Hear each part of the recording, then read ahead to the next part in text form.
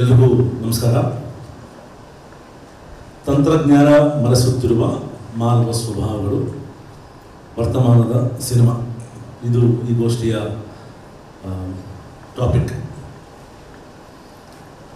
So cinema ಕೂಡ ನಾಟಕದ ಮುಂದುವರೆದ ಭಾಗ, ಅದೆಲ್ಲರೂ ಗೊತ್ತಿರೋ ವಿಷಯ. ಅಂದರೆ ಸಿನಿಮಾ ನಾಟಕನ ಹೇಗೆ ನಾವು ರೆಕಾರ್ಡ್ ಮಾಡಿ ಅಥವಾ ಯಾವುದೋ ಒಂದು ಕಥೆನ ರೆಕಾರ್ಡ್ ಮಾಡಿ ಇನ್ನೂ ಹೆಚ್ಚು ಜನಗಳಿಗೆ ಹೇಗೆ ತಲುಪಿಸ್ಬೇಕು ಅನ್ನೋ ಒಂದು ಮೂಲ ಉದ್ದೇಶದಲ್ಲಿ ಆಗ ಸಿನಿಮಾ ಟೆಕ್ನಾಲಜಿ ಬಳಸ್ಕೊಂಡೇ ಇವತ್ತು ಸಿನಿಮಾ ನಿಂತಿರೋದು ಟೆಕ್ನಾಲಜಿ ಮೇಲೆ. ಆದ್ದರಿಂದ ಇದು ಹೇಗೆ ಸ್ವಭಾವನ ಮರೆಸ್ತಾ ಇದೆ ಅಥವಾ ಬದಲಾವಣೆ ಆಗ್ತದೆ ಅನ್ನೋದ್ರ ಬಗ್ಗೆ ನಾವು ಇವತ್ತು ಮಾತಾಡೋಕ್ಕೆ ಇಲ್ಲಿ ಬಂದಿದ್ದೀವಿ. ಸೊ ಹಿಂದೆಲ್ಲ ಭಾಳಷ್ಟು ಸಿನಿಮಾಗಳು, ಕಥೆಗಳೆಲ್ಲ ನಮ್ಮ ಸಂಸ್ಕೃತಿಯಿಂದ, ನಮ್ಮ ಜಾನಪದದಿಂದ, ನಮ್ಮ ಟ್ರೆಡಿಷನ್ಸಿಂದ ಎಲ್ಲ ಕಥೆಗಳು ಅಲ್ಲಿಂದ ಬಂದು ಮಣ್ಣಿನ ವಾಸನೆಯನ್ನು ಹಿಡ್ಕೊಂಡು ಒಂದು ಸಿನಿಮಾದ ಜಾಡ್ ಹಿಡಿದು ನಿರ್ದೇಶಕರು ಕಥೆ ಎಣಿತಾಯಿದ್ರು. ಸೊ ಈಗ ಭಾಳಷ್ಟು ಬದಲಾವಣೆ ಆಗ್ತದೆ. ಆ ಥರದ ಬದಲಾವಣೆ ಏನೇನಾಗಿದೆ ಅನ್ನೋದ್ರ ಬಗ್ಗೆ ನಾವು ಈ ಒಂದು ಗೋಷ್ಠಿಯಲ್ಲಿ ಚರ್ಚೆ ಮಾಡೋಣ. ಇವತ್ತು ನಮ್ಮ ಜೊತೆ 3 ನಿರ್ದೇಶಕರು, 3 ಜನ ಕೂಡ ರಂಗಭೂಮಿಯಿಂದ ಬಂದವರು. ನಾನು ಕೂಡ ಒಂದಷ್ಟು ರಂಗಭೂಮಿ ಮಾಡಿದ್ದೆ. ಸೊ ಹಾಗಾಗಿ 4 ಜನರು ಇಲ್ಲಿ ರಂಗಭೂಮಿಯ ಹಿನ್ನೆಲೆಯಿಂದ ಬಂದಿರುವಂಥ ಸಿನಿಮಾ ನಿರ್ದೇಶಕರು. ಸೊ ಮೊದಲನೇದಾಗಿ KM ಚೈತನ್ಯ ಅವರ ಸ್ವಾಗತ. ಆದಿನಗಳು ಚಿತ್ರದಿಂದ ಹಿಡಿದು ಆಟಗಾರದವರೆಗೂ ವಿಭಿನ್ನ ರೀತಿಯ ಒಂದು ರಿಯಲಿಸಮ್ನ ಇನ್ಕ್ಲೂಡ್ ಮಾಡಿ, ಜೊತೆಗೆ ಒಂದು ಸ್ಟೈಲೈಸ್ಡ್ ನೆರೇಟಿವ್, ಮಲ್ಟಿಫೆಸೆಟೆಡ್ ಸಿನಿಮಾ ಹಾಗೂ ನಾಟಕ ಎರಡೂ ಕ್ಷೇತ್ರದ ಅನುಭವ ಇರುವಂಥ ಚೈತನ್ಯ ಅವರಿಗೆ ಸ್ವಾಗತ. ಹಾಗೆ ಅಮ್ಮಚ್ಚಿ ಎಂಬ ನೆನಪು ಮತ್ತು ಕೋಳಿ ಹೆಸರು ಎರಡೂ ಚಿತ್ರಗಳ ಮೂಲಕ ಅಪರೂಪದ ಭಾವನಾತ್ಮಕತೆ ಮತ್ತು ಸ್ತ್ರೀವಾದಿ ಒಂದು ಸಂವೇದನೆಯನ್ನು ನೀವು ಕಾವ್ಯದ ಮೂಲಕ, ಒಂದು ಫೆಮಿನಿಸ್ಟ್ ರಾಜಕೀಯದ ಮೂಲಕ ನಿಮ್ಮ ಸಿನಿಮಾಗಳಲ್ಲಿ ಹೇಳಿದ್ದೀರಾ. ನಿಮಗೂ ಸ್ವಾಗತ. ಹಾಗೆ ಜಟ್ಟ, ಮೈತ್ರಿ, ಕನ್ನಡಿಗ ಎಲ್ಲ ಒಂದು ಮಾಡರ್ನಿಟಿಯನ್ನು ಪ್ರಶ್ನೆ ಮಾಡುವ ಒಂದು ನಿಟ್ಟಿನಲ್ಲೇ ಇವರ ಸಿನಿಮಾಗಳು ಪ್ರಚಲಿತ ಆಗಿದೆ. ಸೊ ಗಿರಿರಾಜ್ ಅವರಿಗೆ ಸ್ವಾಗತ. ಮೊದಲನೇದಾಗಿ ಚೈತನ್ಯಗೊಂದು ಪ್ರಶ್ನೆ. ಟೆಕ್ನಾಲಜಿನ ಬಳಸ್ಕೊಂಡು ನಾವು ಸಿನಿಮಾ ಮಾಡ್ತಿದ್ದೀವಿ ಇವತ್ತು. ಈ ನಿಟ್ಟಿನಲ್ಲಿ ಹೇಗೆ ಅಂದರೆ ನಿಮ್ಮ ಆ್ಯಕ್ಟರ್ಸ್ ಜೊತೆಗೆ, ಅಂದರೆ ಒಂದು ಟೆಕ್ನಾಲಜಿ ಬಳಸ್ಕೊಂಡಾಗ ಅವರ ಮತ್ತು ನಡುವಿನ ಒಂದು ಸಂಬಂಧ ಅಥವಾ ನೀವು ಹೇಳಬೇಕಾಗಿರೋ ಕತೆ, ಅದನ್ನು ತುಂಬ ಸಿಂಪ್ಲಿಫೈ ಮಾಡೋಕ್ಕೆ ಅದು ಹೆಲ್ಪ್ ಮಾಡ್ತಿದ್ಯಾ ಟೆಕ್ನಾಲಜಿ? ಇಲ್ಲ ಅದು ನೀವು ಅಂದ್ಕೊಂಡಿದ್ದರೆ ಬೇರೆ ರೀತಿ ಆಗ್ತಿದೆ? ಈಗ ನೀವು ರಂಗಭೂಮಿಗೆ ಸಂಬಂಧಪಟ್ಟಂಗೆ ಕೇಳ್ತಿರೋದು? ಇಲ್ಲ, ಇದು ಸಿನಿಮಾಗೆ ಸಂಬಂಧಪಟ್ಟಂಗೆ. ಯಾಕೆಂದರೆ ಈಗ ಒಂದು ನಾನು ನೋಟಿಸ್ ಮಾಡೋದು, ನಾನು ಮೊದಲನೇ ಸಿನಿಮಾ ನಾನು ಕೆಲಸ ಮಾಡಿದ್ದು ಕಾನೂರು ಹೆಗ್ಗಡತಿ. ಆ ಕಾನೂರು ಹೆಗ್ಗಡತಿ ಗಿರೀಶ್ ಕನ್ನಡ ಅವರು ಡೈರೆಕ್ಟ್ ಮಾಡಿದ್ದು. ಆಗ ಸಿನಿಮಾ ಫಿಲ್ಮ್ ರೀಲಲ್ಲಿ ಶೂಟ್ ಮಾಡ್ತಿದ್ದೆ, ರಾ ಸ್ಟಾಕಲ್ಲಿ ಶೂಟ್ ಮಾಡ್ತಿದ್ದೆ. ಆಗ ಒಬ್ಬ ನಟನಿಗೆ ಪ್ರಿಪ್ರೇಷನ್ ಹೆಚ್ಚಿರಬೇಕಾಗಿತ್ತು. ಯಾಕೆಂದರೆ ರಾ ಸ್ಟಾಕ್ ಹೇಗಾಗುತ್ತೆ ಅಂತಂದರೆ, ಒಂದು 400 ಅಡಿ ರಾ ಸ್ಟಾಕು ಒಂದು 12,000 ರೂಪಾಯಿ ಇದಾಗುತ್ತೆ, ಕಾಸ್ಟ್ ಆಗುತ್ತೆ. ಒಂದು 400 ಅಡಿಯ ರಾ ಸ್ಟಾಕು ಒಂದು 9 ನಿಮಿಷ ಬರುತ್ತೆ ನನಗೆ. ಸೊ ಒಂದು ಡೈಲಾಗ್ ಏನಾದರೂ ತಪ್ಪು ಹೇಳಿದ್ರೆ ನಾವು ಆ್ಯಕ್ಷನ್ ಮತ್ತು ಕಟ್ ಹೇಳೋಷ್ಟೊತ್ತಿಗೆ 1,000 ರೂಪಾಯಿ ಖರ್ಚಾಗ್ಬಿಟ್ಟಿರುತ್ತೆ ಪ್ರೊಡ್ಯೂಸರ್ಗೆ. ಆದರೆ ಏನಾಗ್ತಿತ್ತು, ಆಗಿನ ಹಿಂದಿನ ನಟರು ಹೆಚ್ಚು ಪ್ರಿಪೇರ್ಡ್ ಆಗಿರಬೇಕಾಗಿತ್ತು.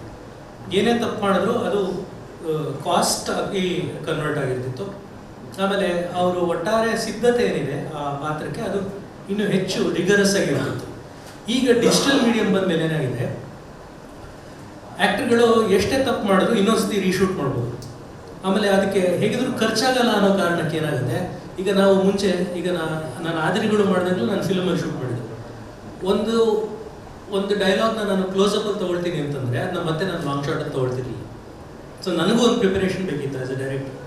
ಆ್ಯಕ್ಟರ್ಗಳಿಗೆ ಮತ್ತೆ ಅದನ್ನೇ ಇನ್ನೊಂದ್ಸತಿ ಲಾಂಗ್ ಶಾಟಲ್ಲಿ ಒಂದ್ಸತಿ ಮಾಡು, ಕ್ಲೋಸ್ ಶಾಟಲ್ಲಿ ಒಂದ್ಸತಿ ಮಾಡು, ಇನ್ನೊಂದು ಆ್ಯಂಗಲಲ್ಲಿ ಮಾಡು ಅಂತ ಹೇಳಿದಾಗ ಏನಾಗುತ್ತೆ, ಅವನು ಒಬ್ಬ ಮನುಷ್ಯ, ಅವನಿಗೆ ಒಂದು ಸ್ಪಾಂಟೇನಿಟಿ ಇರುತ್ತೆ. ಈಗ ನಮ್ಮ ರಂಗಭೂಮಿ ತಗೊಂಡ್ರೆ ನಾವು ಒಂದು ದಿವಸ ಕೊಡುವಂಥ ಶೋ ಇನ್ನೊಂದು ದಿವಸ ಕೊಡೋದಿಲ್ಲ. ಒಂದು ದಿವಸ ನಟಿಸೋ ರೀತಿ ಇನ್ನೊಂದು ಶೋ ಅಲ್ಲಿ ಆಗೋದಿಲ್ಲ. ಬೇರೆ ಒಂದೊಂದು ಶೋ ಒಂದೊಂದು ಥರ ಮಾಡ್ತೀವಿ. ಅದೇ ರೀತಿ ಟೇಕ್ ನೀವು ಮತ್ತೆ ಮಾಡಿದಾಗ ಆ್ಯಕ್ಟರ್ ಪರ್ಫಾರ್ಮೆನ್ಸ್ ಕ್ವಾಲಿಟಿ ಚೇಂಜ್ ಆಗ್ತಾ ಹೋಗುತ್ತೆ.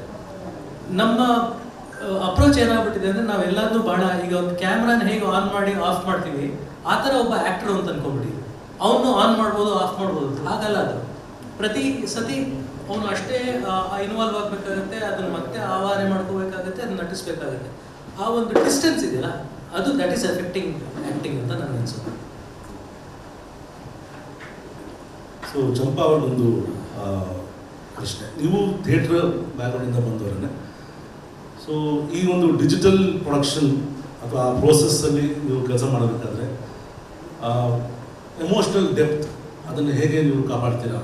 ಆಸ್ ಅ ಡೈರೆಕ್ಟರ್, ನೀವು ಆ್ಯಕ್ಟರ್ ಆಗಿ ಕೂಡ ಅದನ್ನು ಹೇಗೆ ಹೊರಗೆ ತೆಗೆಯಕ್ಕೆ ಸಾಧ್ಯ ಆಗುತ್ತೆ ಅನ್ನೋದು. ಇದಕ್ಕೆ ಉತ್ತರ ಚೈತನ್ಯ ಅವ್ರ ಮಾತನ್ನೇ ಮುಂದುವರಿಸ್ತಾನೆ ಹೇಳ್ಬೋದು ಅಂತ ಅನ್ಸುತ್ತೆ. ಅದು ಒಂದು ದೊಡ್ಡ ಚಾಲೆಂಜಿಂಗು ನಮಗೆ, ಎಸ್ಪೆಷಲಿ ಥಿಯೇಟರಿಂದ ಸಿನಿಮಾಗೆ ಹೋದವರಿಗೆ ನಮ್ಗೆ ತುಂಬ ಕಾಡೋಕ್ಕೆ ಶುರುವಾಗುತ್ತೆ. ಯಾಕಂದರೆ ಥಿಯೇಟ್ರಲ್ಲಿ ನಮ್ಮ ಎಮೋಷನ್ಸ್ನ ಒಂದೇ ಫ್ಲೋನಲ್ಲಿ ನಾವು ಕೊಡ್ತಾ ಹೋಗ್ತೀವಿ, ಆ ಕ್ವಾಲಿಟೀಸ್ ಜೊತೆ ಸಿಗುವಂಥದ್ದು. ಸಿನಿಮಾದಲ್ಲಿ ಈ ಚಾಲೆಂಜ್ ಇರುವಂಥದ್ದೇ.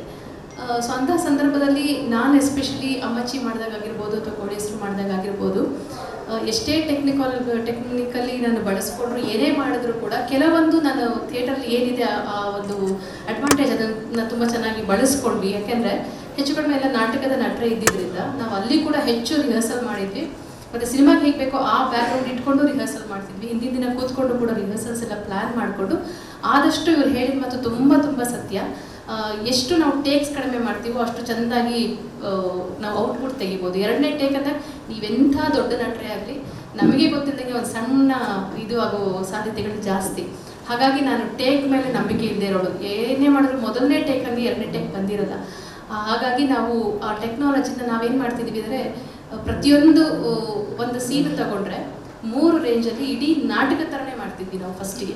ಅಂದರೆ 3 ರೇಂಜಲ್ಲಿ ನಾವು ಶೂಟ್ ಮಾಡ್ಕೊಳ್ತೀವಿ. ಆಮೇಲೆ ನಮಗೆ ಕ್ಲೋಸ್ ಯಾವ್ದು ಬೇಕು ಇವರೆಲ್ಲ ನಾವು ಮೊದಲೇ ನೋಟ್ ಮಾಡಿ, ರೀಲ್ಸ್ ಅಲ್ಲದೇ ಇದ್ದರೂ ಕೂಡ ನಾನು ಅದನ್ನು ಮಾಡ್ಕೊಳ್ತಿದ್ದೆ. ಯಾವುದು ಬೇಕು ನಾವು ಮೊದಲೇ ನೋಟ್ ಮಾಡ್ಕೊಂಡು ಅದನ್ನು ಮಾತ್ರ ತಗೊಳ್ತಾ ಇದ್ವಿ. ಹಾಗಾಗಿ ನೀವು ಹೇಳಿದ್ರೆ ಟೆಕ್ನಾಲಜಿ ಇದ್ದರೂ ಕೂಡ ಎಮೋಷ್ನಲಿ ತೊಂದರೆ ಆಗದ ಹಾಗೆ ನಾವು ಕೆಲಸ ಮಾಡ್ಕೊಳ್ಬೇಕಾಗತ್ತೆ. ಅದು ಅಡ್ವಾಂಟೇಜು ಹೌದು. ಇನ್ನೊಂದು, ನಾನು ಡೈರೆಕ್ಟ್ರಾಗಿಗಿಂತ ಹೆಚ್ಚಾಗಿ ಇದನ್ನು ಡಬ್ಬಿಂಗ್ ಆರ್ಟಿಸ್ಟ್ ಆಗಿ ಒಂದು ಹೇಳ್ಬೋದು ಈ ಮಾತನ್ನು.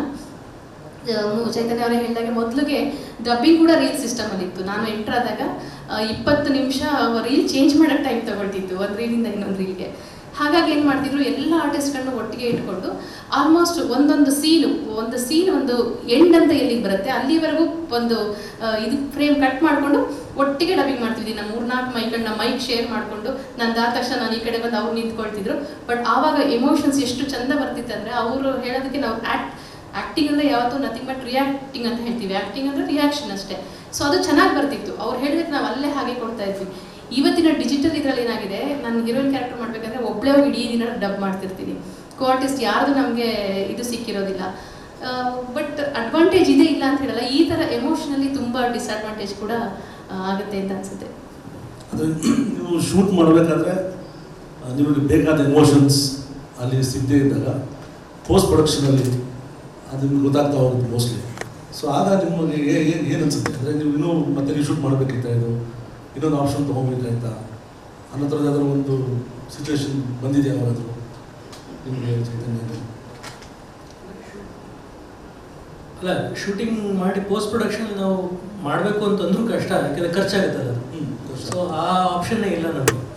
ಅಂದರೆ ಅದು ತುಂಬ ಹೈಟ್ಸ್ ಆಫ್ ಇಂಡಿಸಿಪ್ಲಿನ್. ಅಂದರೆ ಶೂಟಿಂಗ್ ಮಾಡಿ ಪೋಸ್ಟ್ ಪ್ರೊಡಕ್ಷನ್ ನೋಡಿ, ಇದನ್ನು ಮತ್ತೆ ನಾನು ಮಾಡಬೇಕು ಅಂತಂದರೆ ಭಾಳಷ್ಟು ಸಿನಿಮಾಗಳ ಹತ್ರ ಆಗಿದೆ ಅಲ್ಲ. ಅದು ತುಂಬ ಅಂದರೆ ಭಾಳ ದುಡ್ಡಿರಬೇಕು ಪ್ರೊಡ್ಯೂಸರ್ ಹತ್ರ ಹಾಗೆ ಮಾಡಬೇಕು ಅಂದರೆ. ಆಮೇಲೆ ಡೈರೆಕ್ಟರ್ ಹತ್ರ ಚೂರು ಡಿಸಿಪ್ಲಿನ್ ಇಲ್ಲ ಅಂತ ಇತ್ತು. ಹಾಗೇನಾದ್ರು ಮಾಡಿದ್ರೆ ಸಿನಿಮಾದೆಲ್ಲ ಹಾಗೆ ಮಾಡೋಕ್ಕೆ ಸಾಧ್ಯ. ಓಕೆ, ಗಿರಿರಾಜ್ ಅವ್ರಿಗೆ, ಸೊ ನೀವು ನಿಮ್ಮ ಸಿನಿಮಾಗಳಲ್ಲಿ ಆಧುನಿಕತೆಯನ್ನು ಪ್ರಶ್ನೆ ಮಾಡ್ತಾ ಭಾಳಷ್ಟು ಆ ಥರದ್ದು ವಿಚಾರಗಳನ್ನು ಹೇಳ್ತಾ ಹೋಗ್ತೀರಾ. ತಂತ್ರಜ್ಞಾನ ಬಳಸ್ಕೊಂಡಾಗ ಸೊ ಅದೊಂದು ಕಾನ್ಫ್ಲಿಕ್ಟಿಂಗ್ ಅಥವಾ ಡ್ಯುಯಾಲಿಟಿ ಅಂತ ನಿಮಗೆ ಯಾವಾಗಲೂ ಅನಿಸಿದೆಯಾ? ಇಲ್ಲ, ಇಲ್ಲಿ ಏನಾಗುತ್ತೆ, ಎಲ್ಲವೂ ಅದೇ ಇದಕ್ಕೆ ಕಂಟಿನ್ಯೂ ಆಗ್ತಾ ಬರ್ತಾ ಇರಬೇಕು. ಏನಾಗುತ್ತೆ, ತಂತ್ರಜ್ಞಾನ ಅನ್ನುವಂಥದ್ದನ್ನು ನಾವು ಇಲ್ಲಿ 2 ಹಂತದಲ್ಲಿ ನೋಡಬೇಕಾಗುತ್ತೆ. ಒಂದು, ಕೆಲಸವನ್ನು ಉತ್ತಮಗೊಳಿಸ್ಲಿಕ್ಕೋಸ್ಕರ ನಾವು ತಂತ್ರಜ್ಞಾನವನ್ನು ಬಳಸ್ತಾ ಇರ್ತೀವಿ, ಅಥವಾ ಉಳ್ಳವರ ಬಂಡವಾಳಶಾಹಿಗಳ ಅಥವಾ ನಮ್ಮ ಸೋಕಾಲ್ಡ್ ಪ್ರೊಡ್ಯೂಸರ್ಗಳ ಕಾಸ್ಟ್ ಕಟ್ ಮಾಡೋದಕ್ಕೋಸ್ಕರ ಮಾಡ್ಕೋತಿದ್ದೀವ ಅನ್ನೋಂಥದ್ದು. ನಮಗೆ ತಂತ್ರಜ್ಞಾನವನ್ನು ಮಾರಿರೋ ರೀತಿ ಬೇರೆ. ಯಾವಾಗ ನೆಗೆಟಿವ್ ಇತ್ತು, ನೆಗೆಟಿವಿಂದ ಡಿಜಿಟಲ್ ಬರಬೇಕಾದ್ರೆ ಎಲ್ಲ ಪ್ರೊಡ್ಯೂಸರ್ಸು ಮತ್ತು ಸ್ಟುಡಿಯೋಸ್ಗಳು ಯಾಕೆ ಶಿಫ್ಟ್ ಆದರು ಅಂದರೆ ಇದೇ ಕಾರಣಕ್ಕೆ. ದಟ್ ನೋಡ್ರಿ, ರೀಲಿ ಒಂದು ಕ್ಯಾರಿಗೆ 11-12 ಸಾವಿರ ಕೊಡಬೇಕು, ಇನ್ನು ಎಕ್ಸ್ಟ್ರಾ ಕ್ಯಾನ್ ಬಂದಷ್ಟು ಕೊಡಬೇಕು. ಹಾಗೋಸ್ಕರ ಅದೇ ನೀವು ಇದೇ ಏನಾದರೂ ಕಾರ್ಡ್ ಅಥವಾ ಇದು ಹಾಕೋಬಿಟ್ರೆ ನಿಮಗೇನು ಇದಾಗಲ್ಲ ಅನ್ನೋ ರೀತಿಯಲ್ಲಿ ಆಯಿತು. ಬಟ್ ಅದರಿಂದ ಏನಾಗಿತ್ತು, ಬಿಕಾಸ್ ಆಫ್ ನೆಗೆಟಿವಿನ ಡಿಸಿಪ್ಲಿನಿಂದಾಗಿ ನಾವು 16 ದಿವಸಕ್ಕೆ 15 ದಿವಸಕ್ಕೆಲ್ಲ ಒಳ್ಳೆ ಸಿನಿಮಾಗಳು ಮಾಡಿದ್ವಿ. ಜಟ್ಟ ನಾವು ಓನ್ಲಿ 16 ಡೇಸಲ್ಲಿ ಮಾಡಿದ್ವಿ. ಐ ಡೂ ಬಿಲೀವ್ ದಟ್ ಆ ದಿನಗಳು ಎಷ್ಟು ಕಮ್ಮಿ ಶುರು ಮಾಡಿದ್ರು, ಇವತ್ತು ಆ ದಿನಗಳಲ್ಲಿ ಮಾಡೋಕ್ಕಾಗಲ್ಲ. So what was sold to you ಅದು ರಿಸಲ್ಟ್ ಬರ್ತಾ ಇಲ್ಲ. ನಿಮ್ಗೇನು ಇದರಿಂದ ಕಾಸ್ಟ್ ಕಟ್ ಆಗತ್ತೆ ಅಂತ ಹೇಳಿದ್ರೆ ಕಾಸ್ಟ್ ಅಂತೂ ಕಟ್ ಆಗ್ಲಿಕ್ಕೆ ಆಗಲ್ಲ. ಸೊ ಎನಿ ಡೆವಲಪ್ಮೆಂಟ್ ಯಾವುದು ಒಳ್ಳೇದಕ್ಕಾಗತ್ತೆ ಅಂತ ಹೇಳ್ತಾ ಹೋಗ್ಕೊಂಡು ಸ್ಟುಡಿಯೋಸ್ಗಳಿಗೆ ಅಥವಾ ಇವುಗಳಿಗೆಲ್ಲ ಮಾರಲಾಯಿತು, ಅದು ಚೇಂಜ್ ಆಗ್ತಾ ಹೋದಾಗೆ ಅದು ಇದು ಏನಾದರೂ ಮೇಕರ್ಸಿಗಂತೂ ಯಾವುದೇ ರೀತಿಯ ಹೆಲ್ಪ್ ಆಗಲಿಲ್ಲ. ನಮ್ಮ ಅದೃಷ್ಟಕ್ಕೆ ಏನಾಯಿತು ಅಂತ ಹೇಳಿದ್ರೆ, ನಾವು ಯಾರ ಜೊತೆ ಟ್ರೈನ್ ಆಗಿದ್ವಿ, ಯಾರು ನೆಗೆಟಿವ್ ಇವ್ರುಗಳ ಜೊತೆಲ್ಲ ಟ್ರೈನ್ ಆಗಿದ್ವಿ, ಸರ್ ಹೇಳ್ದಂಗೆ ಅದು ಎಷ್ಟು ಬೇಕಷ್ಟೇ ಶೂಟ್ ಮಾಡ್ತಾ ಇದ್ದಿದ್ದರಿಂದ ಅದೇ ಡಿಸಿಪ್ಲಿನ್ ಕಂಟಿನ್ಯೂ ಆಗಿರೋದ್ರಿಂದ ನಾವು ಇನ್ನೂ ತನಕ ಸ್ವಲ್ಪ ಬೇಗ ಮಾಡಲಿಕ್ಕೆ ಶುರು ಆಯಿತು. ಬಟ್ ಇವತ್ತು ಹೆಚ್ಚಿನ ನಿರ್ಮಾಪಕರು ಒದ್ದಾಡ್ತಿರೋದು ಇದೇ ಕಾರಣಕ್ಕೆ, ಅವರು ಡಿಜಿಟಲಲ್ಲಿ ಶೂಟ್ ಮಾಡ್ತಿರೋದ್ರಿಂದ ಒಂದು ಪ್ರಾಪರ್ ಪ್ಲ್ಯಾನಿಂಗು ಅಥವಾ ಪ್ರಾಪರ್ ಅಸರ್ಷನ್ಸ್ಗಳಿಲ್ಲದೆ ಇರೋದ್ರಿಂದ ಅದು ಇದಾಗ್ತಾ ಹೋಗ್ತಾರೆ. ಈಗ ಅದು ಹೆಚ್ಚಾಗ್ತಾ ಇದೆ. ಯಾವಾಗ ಗ್ರೀನ್ ಸ್ಕ್ರೀನ್ ಸ್ಟಾರ್ಟಿಂಗ್ ಬಂತು, ಗ್ರೀನ್ ಸ್ಕ್ರೀನ್ ಬಂದಿದ್ದೇನಕ್ಕೆ ಅಸಾಧ್ಯವಾದದ್ದನ್ನು ಮಾಡಲಿಕ್ಕೆ ಇಲ್ಲಿ ಸಹಾಯ ಆಗ್ತದೆ. ಈಗ ನಿಜವಾದ ಹುಲಿ ಜೊತೆ ಹೋರಾಡಲಿಕ್ಕೆ ಆಗಲ್ಲ ಅಂತ ಹೇಳಿದಾಗ ನಾವು ಗ್ರೀನ್ ಸ್ಕ್ರೀನ್ ಉಪಯೋಗಿಸ್ಕೊಂಡು VFX ಮೂಲಕ ಈ ಒಂದು ಹುಲಿಯನ್ನು ತರ್ತೀವಿ ಅನ್ನೋ ರೀತಿಯಲ್ಲಿ. ಪ್ರೊಡ್ಯೂಸರ್ಗೆ ಏನು ಹೇಳಿದ್ರು, ಸರ್ ಅದಕ್ಕೋಸ್ಕರ ಈ ಆ್ಯಕ್ಟ್ರು ಬೇಡ ಸರ್, ಪ್ರೊಡ್ಯೂಸರ್ ಬೇಡ ಸರ್, ನಾವು AI ಮಾಡ್ಕೊಡ್ತೀವಿ ಅಂತ ಶುರು ಮಾಡ್ತಾರೆ. ಮಾಡಿದ್ರು ಸಿನಿಮಾ ಸಾಯ್ತಾ ಇದೆ. ಸಿನಿಮಾ ಸಾಯ್ತಾ ಇದೆ. I am not seeing in the sense of ಓ ನಮ್ಮ ಕೆಲಸ ಇಲ್ಲ, ಬೇಕಾಗಿಲ್ಲ, ಯಾಕಂದರೆ ಅಕಸ್ಮಾತ್ ನಮಗೆ ದುಡಿಯೋಕ್ಕಾಗತ್ತಿಲ್ಲ ಅಂದ್ರೆ ನಾವು ಹೋಗ್ತೀವಿ, ಅದು ಜಗದ ನಿಯಮ, ಓಕೆ ನಾವು ಒಪ್ಕೊಳ್ಳೋದು. ಬಟ್ ನೀವು ಈಗ ಮೊನ್ನೆ ಅಷ್ಟೇ ಜಿಯೋ ಹಾಟ್ಸ್ಟಾರ್ ಅವರು ಮಹಾಭಾರತ ಅನ್ನೋದನ್ನು ಫುಲ್ AI ಮಾಡಿದ್ದಾರೆ. It's a mockery of Mahabharata. ನಿಜವಾಗ್ಲೂ ಹಿಂದೂ ಹುಲಿಗಳು ಯಾರಿದ್ದಾರೆ ಅವರಲ್ಲಿ ಗರ್ಜಿಸಬೇಕಾದ್ರೆ, ಜಸ್ಟ್ ಟು ಸೇ ದಟ್ ನೀವು ಹೆಂಗೆ ಅದನ್ನು ಕೆಳಗೆ ತಂದಿದ್ದೀರಿ. ಸೊ ಏನಾಗ್ತಾ ಇದೆ, ತಂತ್ರಜ್ಞಾನ ಅಥವಾ ಟೆಕ್ನಾಲಜಿ ಹೆಸರಲ್ಲಿ ಬಂಡವಾಳಶಾಹಿಗಳು ಏನು ಮಾಡ್ತಾ ಇದ್ದಾರೆ, ಯಾವ ಕಾರಣಕ್ಕೆ ಅದನ್ನು ಮಾಡ್ತಾ ಇದ್ರು, ಆ ಕಾರಣ ಸರ್ವಾಗ್ತಾ ಇಲ್ಲ. ಇದು ಜಸ್ಟ್ ಯಾರ್ಯಾರೋ ಹಣ ಮಾಡ್ಕೊಳ್ಳೋದಕ್ಕೆ ಕಲೆ ಆಗಿರ್ಬೋದು ಅಥವಾ ಅಭಿವ್ಯಕ್ತಿ ಆಗಿರ್ಬೋದು, ಇದು ಏರ್ತಿಂತ ಇದೆ. ನನ್ನ ಪ್ರಶ್ನೆ ಈಗ ಮುಂದೆ ಅದೇ ಇದ್ದಿದೆ ಆ್ಯಕ್ಚುಲಿ. ಈಗ ಒಂದು ಗ್ರೀನ್ ಸ್ಕ್ರೀನು ಅಥವಾ ಟೆಕ್ನಿಕಲ್ ಬ್ರಿಲಿಯನ್ಸ್ ಆಗಿ ನಾವು ಸಿನಿಮಾ ಮಾಡಬೇಕು ಅಂತ ಅಂದ್ಕೊಂಡಾಗ ಎಮೋಷ್ನಲ್ ಡೆಪ್ತನ್ನು ನಾವು ಅಚೀವ್ ಮಾಡೋಕ್ಕೆ ಸಾಧ್ಯ ಆಗ್ತಿದೆಯಾ? ಆ ಬ್ಯಾಲೆನ್ಸ್ ಹೇಗೆ ಸಾಧ್ಯ ಆಗುತ್ತೆ?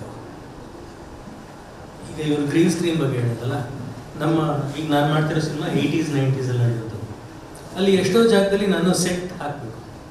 ನಾನು ಒಂದು ಟೆಂಪ್ಟೇಷನ್ ಅಂದರೆ ನನ್ನ ಅಸಿಸ್ಟೆಂಟ್ಸ್ ಎಲ್ಲ ಯಂಗ್ಸ್ಟರ್ಸ್, ನನಗಿಂತ ಒಂದು 20 ವರ್ಷ ಚಿಕ್ಕವರು. ಅವರೆಲ್ಲರೂ ಯಾಕೆ ಸರ್ ಸೆಟ್ ಹಾಕ್ತೀರಾ, ಗ್ರೀನ್ ಸ್ಕ್ರೀನ್ ಹಾಕಿ ಅಲ್ಲಿ ಶೂಟ್ ಮಾಡೋಣ.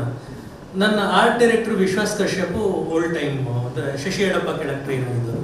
ಯಾಕೆ ಸರ್ ಇದನ್ನು ನಾವು ಗ್ರೀನ್ ಸ್ಕ್ರೀನ್ ಹಾಕ್ತೀವಿ, ನಾನು ಕನ್ಸ್ಟ್ರಕ್ಟ್ ಮಾಡ್ಕೊಡ್ತೀನಿ, ನನ್ನ ಟೈಮ್ ಕೊಡಿ, ನಾನು ಸ್ವಲ್ಪ ಮೆಟೀರಿಯಲ್ಸ್ ಕೊಡಿ, ನಾನು ಮಾಡ್ಕೊಡ್ತೀನಿ, ನೀವು VFX ಎಷ್ಟು ಖರ್ಚು ಮಾಡ್ತೀರೋ ಅದಕ್ಕಿಂತ ನ್ಯಾಚುರಲ್ ಆಗಿ ಬರುತ್ತೆ, ಚೆನ್ನಾಗಿ ಬರುತ್ತೆ ಅಂತ ಆರ್ಗ್ಯೂ ಮಾಡೋದು. ಈಗ ನನಗೆ ಅದು ಗೊತ್ತಿಲ್ಲದಿದ್ರೆ, ನಾನು ಗ್ರೀನ್ ಸ್ಕ್ರೀನ್ ಅಲ್ಲದೇ ಇರೋ ಒಂದು ಪಾಸಿಬಿಲಿಟಿ ಗೊತ್ತಿಲ್ಲದಿದ್ರೆ ಏನು ಮಾಡಿರ್ತಿದ್ದೆ, ಯಾಕೆ ಬೇಕು ಗ್ರೀನ್ ಸ್ಕ್ರೀನ್ಗೆ ಹೋಗ್ತೀನಿ ಅಂತ ಹೇಳಿರ್ತಿದ್ದೆ. ಆದರೆ ನನಗೆ ರಿಯಲ್ ಆಗಿ ಒಂದು ಸೆಟ್ ಹಾಕಿದಾಗ ಯಾವ ಥರ ಕಾಣಿಸುತ್ತೆ ಅನ್ನೋದು ಗೊತ್ತಿರೋದ್ರಿಂದ I will opt for as much as possible real set or real location. So ಅದು ಆ ಡಿಸಿಪ್ಲಿನ್ ಇದೆಯಲ್ಲ, ಅದನ್ನು ನಾನು ಕಲಿತು ಬರುವಂಥದ್ದು. ಈಗ ನನಗಿಂತ 20 ವರ್ಷ ಚಿಕ್ಕವರಾಗಿರೋರು ಅವ್ರು ಗ್ರೀನ್ ಸ್ಕ್ರೀನ್ನೇ ನಾರ್ಮಲೈಸ್ ಮಾಡ್ಕೊಂಡಿರ್ತಾರೆ. ಅವರು ಗ್ರೀನ್ ಸ್ಕ್ರೀನ್ ಇಲ್ಲದೆ ಯೋಚನೆ ಮಾಡೋಕ್ಕಾಗಲ್ಲ. ನಾನು ಹಾಗೆ ಅಂತ ಒಂದು ಸಿನಿಮಾ ಮಾಡಿದೆ, ಅಲ್ಲಿ ಒಂದು ಕಾರು ಎದುರುಗಡೆ ಒಂದು ಟ್ರ್ಯಾಕ್ ಆಗ್ತದೆ, ಕಾರ್ದು ರೌಂಡ್ ಟ್ರಾಲಿ ಶಾರ್ಟ್. ಅದರಲ್ಲಿ ಕಾರಲ್ಲಿ ಕ್ಯಾಮ್ರಾದ ರಿಫ್ಲೆಕ್ಷನ್ ಕಾಣಿಸ್ತದೆ, ಎಲ್ಲ ನಂದೆ ಬ್ರಿಟಿಷ್ ಕ್ರೂ, ಎಲ್ಲ ಬಿಳಿ ಜನ. ಸೊ ನಾನು ಹೇಳಿದೆ ಅಲ್ಲಿ ರಿಫ್ಲೆಕ್ಷನ್ ಕಾಣಿಸ್ತಿದೆ, ಕಾಣಿಸ್ಬಾರ್ದಲ್ಲ. ಇಲ್ಲ ಪರವಾಗಿಲ್ಲ, VFX ಅಲ್ಲಿ ತೆಗೀರಿ ಅಂತಂದ್ರು. ನಾನು ಹೇಳಿದೆ ಇಂಡಿಯಾದಲ್ಲಿ ನಾವು ಯಾರು VFX ಅಲ್ಲಿ ತೆಗಿಯಕ್ಕೆ ಹೋಗಲ್ಲ. ನಾನು ಹೇಳಿದೆ ಯಾಕೆ VFX ಹಾಕೋದು, ಒಂದು ಕರಿ ಬಟ್ಟೆ ಹಾಕಿದೆ ಅವ್ರ ಮೇಲೆ, ಕ್ಯಾಮ್ರಾಮ್ಯಾನ್ ಮೇಲೆ, ಅದು ಕಾಣಿಸ್ಲಿಲ್ಲ. ಕಾರು ರಿಫ್ಲೆಕ್ಷನ್ ಇಲ್ಲದೆ ಶೂಟ್ ಮಾಡೋಕ್ಕಾಯ್ತು. ಒಂದು ಕರಿ ಬಟ್ಟೆ ಹಾಕಿದ್ರೆ ರಿಫ್ಲೆಕ್ಷನ್ ಅವಾಯ್ಡ್ ಆಗುತ್ತೆ ಅನ್ನೋದು ಕೂಡ ಅವ್ರಿಗೆ ಗೊತ್ತಿಲ್ಲ, ಯಾಕಂದ್ರೆ ಅವ್ರಿಗೆ ಅಷ್ಟು ಅಡಿಕ್ಟ್ ಆಗ್ಬಿಟ್ಟಿದ್ದಾರೆ VFXಗೆ. ಈ ಒಂದು ಪ್ರಾಬ್ಲಮ್ ಆಫ್ ಅಂದರೆ ಈ ಟ್ರೈನಿಂಗಲ್ಲಿ ಯಾವುದು ಕಾಮನ್, ಯಾವುದು ಕಾಮನ್ ಸೆನ್ಸೋ ಅದು ಹೊರಟೋಗ್ತಾ ಇದೆ ಟೆಕ್ನಾಲಜಿಯಿಂದ. ಬಹುಶಃ ಎಲ್ಲರೂ ಆನ್ಲೈನ್ ಟ್ರೈನಿಂಗಲ್ಲಿ ಕಲಿತಿರೋದ್ರಿಂದ ಯಾವುದೇ ಸಮಸ್ಯೆ ಸ್ಟುಡಿಯೋ ಬೈಂಡರು VFX ಅಲ್ಲಿ ಹೊಡ್ಕೊಂಡು ನಾನು to add this point, cinema ಅನ್ನೋದು ಆ ಕ್ಷಣ ಕ್ಯಾಮ್ರಾ ಏನು ಕ್ಯಾಪ್ಚರ್ ಮಾಡಿರುತ್ತಲ್ಲ ಸರ್, ಆ ಎನರ್ಜಿ ಏನು ಕ್ಯಾಪ್ಚರ್ ಮಾಡಿರುತ್ತೆ, ಆ ಸತ್ಯ ಏನು ಕ್ಯಾಪ್ಚರ್ ಮಾಡಿರುತ್ತೆ, ಅದೇ ಸತ್ಯ. 2 ದಿವಸದ ಬಿಟ್ಟು ಸರಿ ಹೇಳ್ದಂಗೆ ಆ ಶಾರ್ಟಲ್ಲಿ ಏನೋ ಒಂದು ಆ್ಯಕ್ಟಿಂಗ್ ಮಿಸ್ ಆಗಿರುತ್ತೆ ಅಥವಾ ಡೈರೆಕ್ಷನ್, ನಾವು ಎಷ್ಟೇ ಕಂಟ್ರೋಲ್ಡಾಗಿ ಮಾಡ್ತೀವಿ ಅಂತ ಹೇಳಿದ್ರು ಆ ಕ್ಷಣದ ಒಂದು ಎನರ್ಜಿ ಕ್ಯಾಪ್ಚರ್ ಆಗಿರುತ್ತಲ್ಲ, ಅದೇ ಸತ್ಯ. ಪೋಸ್ಟಲ್ಲಿ ಅದು ಯಾಕೆ ಮಾಡೋಕ್ಕಾಗಲ್ಲ ಅಂತ ಹೇಳಿದ್ರೆ, ಇಬ್ಬರು ಮುಖ್ಯವಾದ ಕೊಲಾಬ್ರೇಟರ್ಸ್, ಒಬ್ಬ ನರೇಟರ್ ಮತ್ತು ಆ್ಯಕ್ಟರ್, ಇಬ್ಬರು ಮುಖ್ಯವಾದ ಕೊಲಾಬ್ರೇಟರ್ಸ್ ಇರ್ತಾರೆ, ಅವರು ಆಬ್ಸೆಂಟ್ ಇರ್ತಾರೆ. ಯಾರು VFX ಅಂತ ಅವನೊಳಗೂ ಒಬ್ಬ ನಟ ಅಥವಾ ಕಥೆಗಾರ ಅಥವಾ ಡೈರೆಕ್ಟರ್ ಇದ್ರೇ ಅದು VFX ಅಲ್ಲಿ ಬರಲಿಕ್ಕೆ ಸಾಧ್ಯ. ಇಲ್ಲದ್ರೆ ಅವನು ಒಬ್ಬ ಇಂಜಿನಿಯರಿಂಗ್ ಕೆಲಸ ಅಥವಾ ಆರ್ಕಿಟೆಕ್ಚರ್ ಕೆಲಸ ಮಾಡ್ತಿದ್ದಾನೆ ಹೊರತು ಸ್ಟೋರಿ ನರೇಟಿಂಗ್ ಕೆಲಸ ಮಾಡ್ತಾರೆ. ನಾವು ಹೇಳಿದ್ನ ಅವ್ನು ಅರ್ಥ ಮಾಡ್ಕೊಂಡು ಅದನ್ನು ಕ್ರಿಯೇಟ್ ಮಾಡ್ತಿದ್ದೀವಿ ಅಂತ ಹೇಳಿದಾಗಲೇ ಅವನು ಟೈಮ್ ಲ್ಯಾಪ್ಸ್ ಆಗ್ತಾ ಇರುತ್ತೆ, ಹಣ ಇದಾಗ್ತಾ ಇರುತ್ತೆ, ಹೋಗ್ತಾ ಇರುತ್ತೆ. ನಮ್ಮದು ಸರ್ದು ಇನ್ನೊಂದು ಎಕ್ಸಾಂಪಲ್ ನಾವು ಹೇಳಿದೆ, ನಾನು ಹಿಂದಿ ವೆಬ್ ಸೀರೀಸ್ ಮಾಡ್ತಿದ್ದೆ, KK ಸರ್ ಕ್ಯಾಮ್ರಾಮನ್. ಸೊ ಅಲ್ಲಿ ಅವಳು ಕಾರಲ್ಲಿ ಹೋಗ್ತಾ ಇರಬೇಕಾದ್ರೆ ಅವಳದು ಕ್ಲೋಸರ್, ಈಶಾ ಕೊಪ್ಪಿ ಕರೆದು ಕ್ಲೋಸರ್ ಬೇಕು ಅಂತ ಹೇಳಿ, ಇವ್ರು ರಿಗ್ ಅಂತಾರೆ, ಅದಂತಾರೆ, ಜಗಳ ಆಗ್ತಿದೆ, ರಿಗ್ ಇದಿಲ್ಲ ಅದಿಲ್ಲ ಅಂತ ಹೇಳ್ಕೊಂಡು ಆಮೇಲೆ KK ಸರ್ ಕೇಳ್ಕೊಂಡು ಏನಂತೆ ಅಂತ ಗೊತ್ತಿಲ್ಲ ಸರ್, ಅವ್ರದ್ದೇನೋ ಪ್ರೊಡಕ್ಷನ್ ಗಲಾಟೆ ನಡೀತದೆ, ನಮಗೂ ಗೊತ್ತಿಲ್ಲ ಏನು, ಅದೇ ಸರ್ ಕಾರ್ ಹೋಗ್ಬೇಕಾದ್ರೆ ಕ್ಲೋಸರ್ ಬೇಕು ನೆಟ್. ನಮ್ದು ಓಲ್ಡ್ ಸ್ಕೂಲ್ ಏನು ಹೇಳಿ, ಕ್ಲೋಸರ್ ಬಿಡಿ ಕತ್ಲ್ ಮಾಡಿ ಅಲ್ಲಿ ಎದುರುಗಡೆ ಒಂದು ಲೈಟ್ ತಗೊಂಡು ಹಿಂಗೆ ಪಾಸ್ ಆಗ್ತಾ ಇದ್ರೆ ಅವ್ನ ಮುಖದ ಮೇಲೆ ಲೈಟ್ ಹೋಗ್ತಾ ಇದ್ರೆ ಇದಾಗ್ತಾ ಇರುತ್ತೆ, ಟಾಪ್ ಆ್ಯಂಗಲ್ ಕಾರ್ ಪಾಸ್ ಆಯಿತು, ಅದೇ ಫಿನಿಶ್ ಬಂದಿಲ್ಲ ಸರ್. ಹಿಂದಿಯಲ್ಲಿ ಅದಾಗಿದೆ. ಇವೆಲ್ಲ ಹೊಸ ಬ್ರೀಡ್ ಆಫ್ ಹುಡುಗರು. ಆಮೇಲೆ ಒಂದು ದೊಡ್ಡ ಕೆಟ್ಟ ಅಭ್ಯಾಸ ಏನು ಅಂತ ಹೇಳಿದ್ರೆ ಟೆಕ್ನಾಲಜಿ ಮತ್ತು ಇದನ್ನು ಅಂತ ಹೇಳಿ ಎಕ್ಸ್ಪೀರಿಯನ್ಸಿಗೆ ಗೌರವ ಇಲ್ಲದೆ ಇರುತ್ತೆ. ನಾನು ಇವತ್ತಿಗೂ ಅದು ಆಶ್ಚರ್ಯ ಆಗುತ್ತೆ. ಯಾರೇ ಹೊಸಬ್ರು ಬಂದರು ಹೊಸ ಟೆಕ್ನಿಷಿಯನ್ಸ್ ಉಪಯೋಗಿಸ್ಕೋತಾರೆ ಹೊರತು ಅನುಭವಕ್ಕಾದರೂ ಒಬ್ಬರು ದೊಡ್ಡವ್ರು ಹಿರಿಯ ಅವ್ರ ಜೊತೆ ಮಾತಾಡಿ ಅಂತ ಹೇಳಿದ್ರೆ ಇದಕ್ಕೆ 120 ಐಡಿಯಾಸ್ ಕೊಡ್ತಾರೆ. ನಾನು ಇವತ್ತಿಗೂ ಏನು ಮಾಡ್ತೀನಿ ಅಂತ ಹೇಳಿದ್ರೆ, ನಮ್ದು ಯಾರ್ದೇ ಕ್ಯಾಮ್ರಾಮ್ಯಾನ್ ಅಂತ ಇವರಿದ್ರು, ನಾನು GSV ಅವ್ರ ಜೊತೆ KK ಸರ್ ನಮ್ಮ ಜೊತೆ ಮಾಡ್ತಿದ್ರು ಸರ್. 100 ಸಿನಿಮಾ ಮಾಡಿದವರಿಗೆ ಅದೊಂದು ಅನುಭವ ಇದೆ, ಅವ್ರು ಏನೋ ಒಂದು ಹಿಂಟ್ ಕೊಡ್ತಾರೆ ಅದಿದ್ದು ಅಂತ. ಹೊಸಬ್ರು ಅಂದ್ಕೊಂಡು ನನಗಿಂತ ಕಡಿಮೆ ಎಕ್ಸ್ಪೀರಿಯನ್ಸ್ ಅಥವಾ ಇದೊಂದು ಜೊತೆ ನನಗೆ ಕೆಲಸ ಮಾಡೋಕ್ಕೆ ಸ್ವಲ್ಪ ಭಯನೇ ಆಗಿರುತ್ತೆ. ಯಾಕಂದ್ರೆ ಮಾತಾಡ್ತಾರೆ ಅದೇ ಅಂತಾರೆ ಅವ್ರು, ಸರ್ ಗ್ರೀನ್ ಸ್ಕ್ರೀನ್ ಹಾಕೋಣ ಸರ್, ಅದು ಮಾಡೋಣ ಸರ್, ಇದು ಮಾಡೋಣ ಸರ್. ಇಲ್ಲಪ್ಪ ನನಗೆ ಇವತ್ತಾದರೂ ಬೇಕು. ಪೋಸ್ಟಲ್ಲಂತೂ ಯಾರನ್ನ ನಂಬೋಗಿಲ್ಲ, ಅದು ಇಂಡಿಯನ್ ಇವ್ರುಗಳಂತೂ ನಂಬಂಗೇ ಇಲ್ಲ. ಯಾಕಂದರೆ ಅವ್ರಿಗೆ ಅವ್ನು ಮಾಡ್ತಾನೆ ಅಂದ್ರೆ ಅವ್ರ ಮ್ಯಾನೇಜರ್ ಹೇಳ್ತಾರೆ ನಮ್ಗೆ ಇನ್ನೂ ಅಡ್ವಾನ್ಸ್ ಬಂದಿಲ್ಲ ಸುಮ್ಮನಿರು ಅಂತ ಹೇಳ್ತಿರ್ತಾರೆ. ಸೊ ರಿಲೀಸ್ ಹತ್ರ ಬಂದಾಗ ಅದು ಕಾಗೆ ಗುಬ್ಬಿ ಥರನೂ ಕಾಣಿಸಲ್ಲ, ಏನೂ ಕಾಣಿಸಲ್ಲ, ನಾವು ನೋಡಿದ್ದೀವಿ, ಅನುಭವಿಸಿದ್ದೀವಿ. ಸೊ ಪೋಸ್ಟ್ನ ನಾವು ಆ್ಯಕ್ಚುಲಿಗೆ ಆನ್ ಸ್ಕ್ರೀನ್ ಮಾಡೋದೇ best. Because post we cannot be dependent. ಅದು ಎಷ್ಟು ಇಂಪ್ರೂವ್ ಆದರೂ ಕೂಡ ಅದು ಉಳಿದ ಇದಿರ್ತವೆ ಕನ್ಸರ್ನ್ಸ್, ಹ್ಯೂಮನ್ ಇದರಿಂದ ಆ ಇಮೋಷನ್ ನೀವು ಹೇಳಿದಾಗ ಆ emotional depth I am not seeing it yet. ಅದಕ್ಕೆ ಯಾರು ಇರಬೇಕು ಸರ್, ರಾಜಮೌಳಿ ಥರದವರು ಹೂ ಆರ್ ಸ್ವಚ್ಛ ಏನದು backing from the production side. ಹಂಗಿದ್ದಾಗ ಅದು ವರ್ಕೌಟ್ ಆಗ್ಬೋದು ಏನೋ ಅಂತ. ಬಟ್ ನಮ್ಮ ಸದ್ಯದ ಪರಿಸ್ಥಿತಿಯಲ್ಲಿ ಸ್ವಲ್ಪ ಡೌಟ್. ನೀವು ಹೇಳಿದ್ದು ಪ್ರಕಾರ ಈಗ ಇವತ್ತಿನ ಪೀಳಿಗೆ ಹುಡುಗರು ಒಂದು ಎಮೋಷನಲ್ ಕನೆಕ್ಟ್ ಆಗ್ತಿಲ್ಲ. ಸೊ ಎಲ್ಲರೂ ಆನ್ಲೈನಲ್ಲಿ ಕಲಿತಿದ್ದಾರೆ, ಇನ್ನೂ ಬೇರೆ ಥರದ್ದು ಡಿಜಿಟಲ್ ಮೀಡಿಯಾದಲ್ಲಿ ಪ್ರೊಡಕ್ಷನ್ ವ್ಯಾಲ್ಯೂಸ್ ಕಲಿತಿದ್ದಾರೆ. ರಿಯಲ್ ವ್ಯಾಲ್ಯೂ, ಸಿನಿಮ್ಯಾಟಿಕ್ ವ್ಯಾಲ್ಯೂ, ಲೈಫ್ನ ಮುಖ್ಯವಾದ ಘಟ್ಟಗಳನ್ನ ಅವರು ಜನಗಳ ಮೂಲಕ ಕಲಿತಾ ಇಲ್ಲ ಅನ್ನೋದು ಒಂದು ವಿಷಯ ಇಲ್ಲಿ ನನಗೆ ಅರ್ಥ ಆಗಿದೆ. ಇದು ಹೇಗೆ ನಾವು ಅದನ್ನು ಅಡ್ರೆಸ್ ಮಾಡ್ಬೋದು ಅಂತ.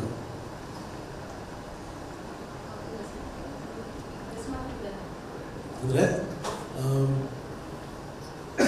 ಇವ್ರು ಹೇಳಿದ್ರೀಗ ಸೀನಿಯರ್ಸ್ ಮಾತುಗಳು ಕೇಳ್ತಾರೆ, ನಮಗೇನು ಗೊತ್ತಿದೆ ಗ್ರೀನ್ ಸ್ಕ್ರೀನು ಅಥವಾ ನಾವು ಏನು ನೋಡಿ ಕಲ್ತಿದ್ದೀವಿ ವಿಜುವಲ್ ಮೀಡಿಯಾನ ಥ್ರೂ ಡಿಜಿಟಲ್ ಫಾರ್ಮ್ಯಾಟ್ಸಲ್ಲಿ ಆನ್ಲೈನಲ್ಲಿ ನಾನು ಓದಿ ಕಲ್ತಿದ್ದೀನಿ ನನಗೆ ಗೊತ್ತು ಅಂತ. ಆದರೆ ಮಾಡಿ ಅನುಭವ ಇಲ್ಲ.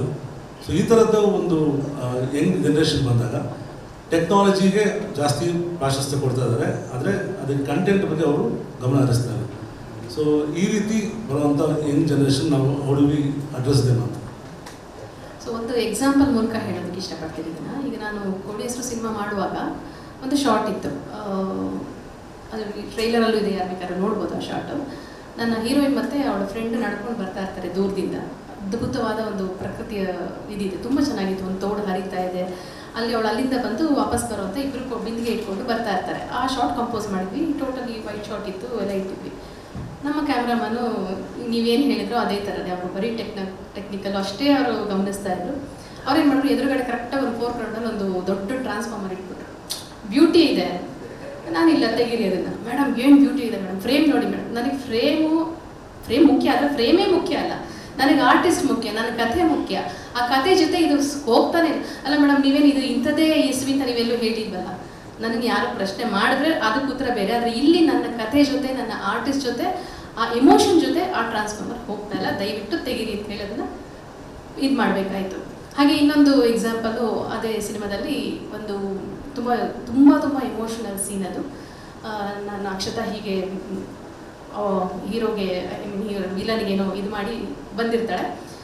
ಹೋಗ್ತಾ ಅವ್ಳಿಗೆ ಫಸ್ಟ್ ಗೊತ್ತಿರಲ್ಲ, ಅವಳನ್ನ ಹೊಡೆದು ಬಂದಿರ್ತಾಳೆ. ಹೋಗ್ತಾ ಸಡನ್ ಏನೋ ಒಂದು ಥಾಟ್ ಬರುತ್ತೆ, ಆ ಹೋಗಿದ್ದ ಜಾಗದಲ್ಲಿ ಹಾಗೇ ಟರ್ನ್ ಆಗಿ ವಾಪಸ್ ಬರಬೇಕು. ಅದಕ್ಕಾಗಿ ನಾವು ಅವತ್ತೊಂದು ದಿನ ಗಿಂಬಲ್ನ ತಗೊಂಡು ಬಂದಿದ್ವಿ. ಅಂದರೆ ಅಲ್ಲಿ ಆ ಬ್ರೇಕ್ ಆಗಬಾರ್ದು ಅನ್ನೋ ಕಾರಣಕ್ಕೆ ಬರ್ತಾಳೆ, ಮತ್ತು ಇನ್ನೊಂದು ಇಡೋದು ಬೇಡ, ಎಮೋಷ್ನಲ್ ಕಾರಣಕ್ಕೇ ನಾವು ಅವತ್ತು ಆ ಎಮೋಷನ್ಸ್ ಎಲ್ಲ ಕ್ಯಾಪ್ಚರ್ ಆಗಬೇಕು ಅಂತ ಗಿಂಬಲ್ ತರಿಸಿದ್ವಿ. ನಮ್ಮ ಕ್ಯಾಮರಾಮನ್ ಸೇಮ್ ಅದೇ ಥರ, ಅವ್ರು ಲೈಟ್ ಇಡುವಾಗ ಇಟ್ಬಿಟ್ಟು ಈ ಕಡೆ ಬಂದರೆ ದೊಡ್ಡ ಉದ್ದ ಉದ್ದದ ಎಲೆಕ್ಟ್ರಿಕಲ್ ವೈರ್ಗಳು, ಅದು ತಿರುಗಿ ಬರ್ತದೆ, ಅದೇ ಹೈಲೈಟ್ ಆಗಿ ಬರ್ತಾ ಇದೆ. ಸೇಮ್ ಕೇಳಿದ್ರೆ CG ಮಾಡ್ಬೋದು, ತೆಗಿಬೋದು, ಅದು ಮುಖ್ಯ ಅಲ್ಲ ನಮಗೆ ಅಂಥೇಳಿ ಮತ್ತೆ ಅದನ್ನು ರೀಕಂಪೋಸ್ ಮಾಡಬೇಕಾಗಿ ಬಂತು. ಈ ಥರ ಕೆಲವರಿಗೆ ನಮ್ಮ ಎಮೋಷನ್ಸ್ ಅವ್ರು ಹೇಳ್ದಂಗೆ ನಮ್ಮ ಜೊತೆ ಕೆಲಸ ಮಾಡೋರಿಗೆ ಇದು ಅರ್ಥ ಆಗಬೇಕು, ನಮ್ಮ ಕಂಟೆಂಟ್ ಏನಿದೆ, ವಿಷಯ ಏನಿದೆ ಅದು ಅರ್ಥ ಮಾಡಿ ಅದಕ್ಕೆ ಪೂರಕವಾಗಿ ಏನು ಬೇಕಾದರೂ ಮಾಡಿ. ಅದೇ ಅಮ್ಮಚ್ಚಿ ಎಂಬ ನೆನಪಲ್ಲಿ ಇನ್ನೊಂದು ಎಕ್ಸ್ಪೀರಿಯನ್ಸ್ ಆಗಿತ್ತು. ಒಂದು ಸೀನಲ್ಲಿ ಪುಟ್ಟ ಮತ್ತೆ ಕ್ಯಾರೆಕ್ಟರ್ ಫ್ಲ್ಯಾಶ್ ಬ್ಯಾಕ್ ಹೇಳ್ತಾ ಹೋಗ್ತಾರೆ, ಇಡೀ ಫ್ಲ್ಯಾಶ್ ಬ್ಯಾಕ್ ಹೇಳುವಂಥ ಕತೆ. ಹೇಳ್ತಾ ಹೇಳ್ತಾ ಹೇಳ್ತಾ ಅವಳು ಹೀಗೆ ಬಂದೆ, ಈ ಮನೆಗೆ ನಾನು ಬಂದೆ, ಮಗುನ ಹೊತ್ಕೊಂಡು ಬಂದೆ ಅಂತ ಹೇಳುವಾಗ ಆ ಪುಟ್ಟ ಮಗು ಎತ್ಕೊಂಡು ಆ ಮನೆ ಒಳಗೆ ಹೋಗ್ತಾರೆ. ಆ ಮನೆ ಮುಂದೆನೇ ಪುಟ್ಟ ಮತ್ತೆ ಬೀಸೋಕಲ್ ಮಾಡ್ತಾ ಇದ್ದಾರೆ. ಹಾಗೆ ಆ ಶಾರ್ಟಲ್ಲೇ ಬಂದು ಅವಳ ಒಳಗೆ ಹೋಗ್ತಾಳೆ.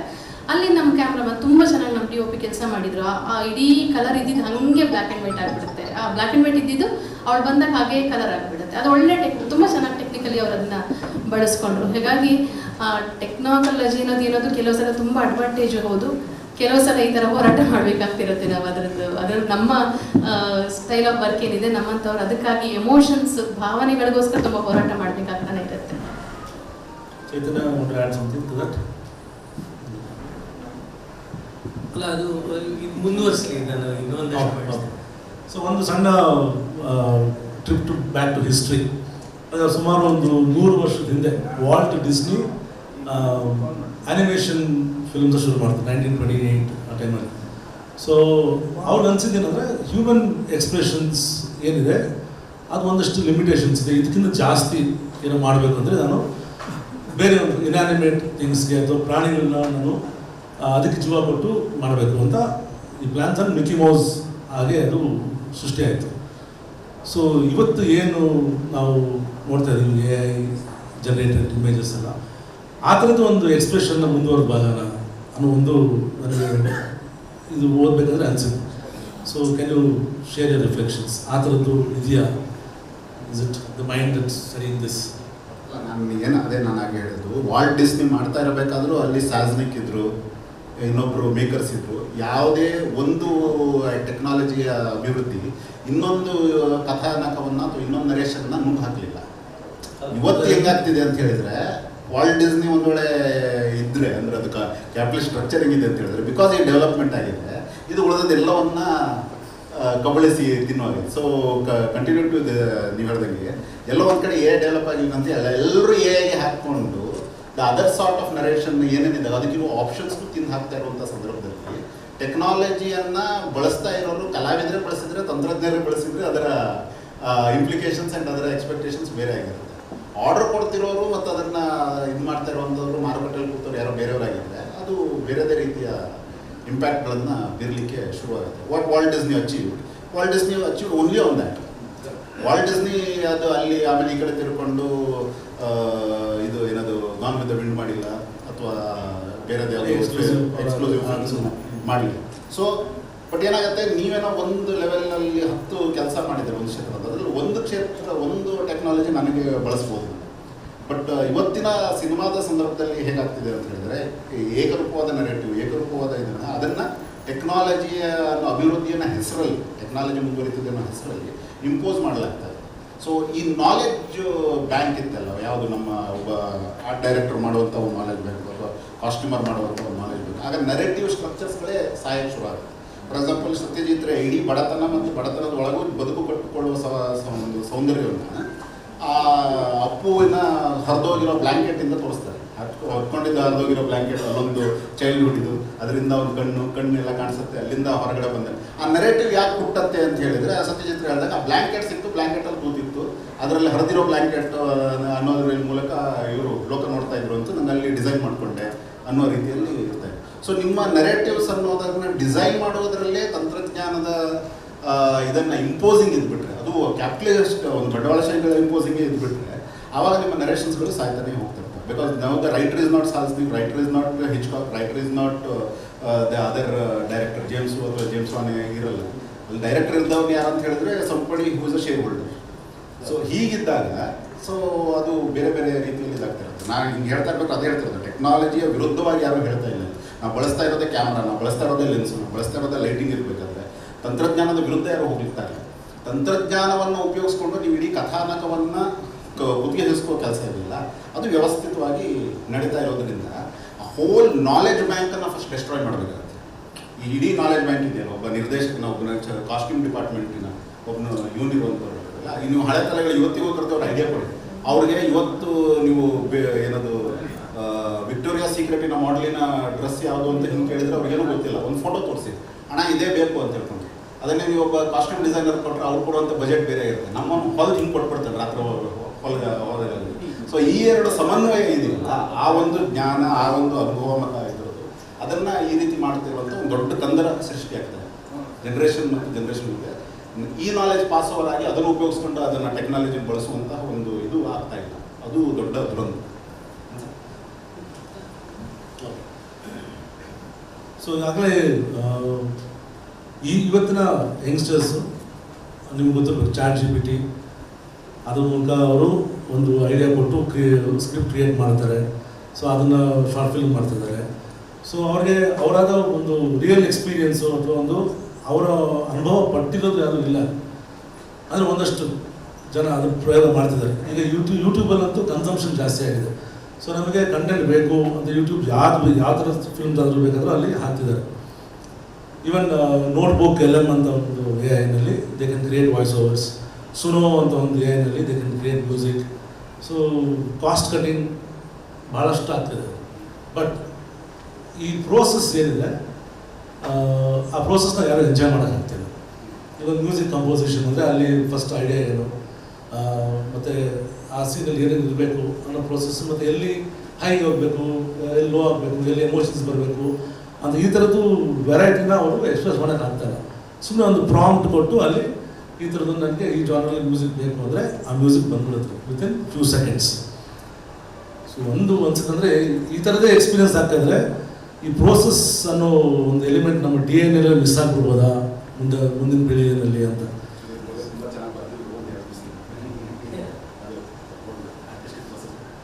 ಆ್ಯಕ್ಚುಲಿ ಇದು ಬರೀ ಆರ್ಟ್ಗಿರೋ ಸವಾಲಲ್ಲ, ಇದು ಮನುಷ್ಯತ್ವಕ್ಕಿರುವಂಥ ಒಂದು ಸವಾಲು.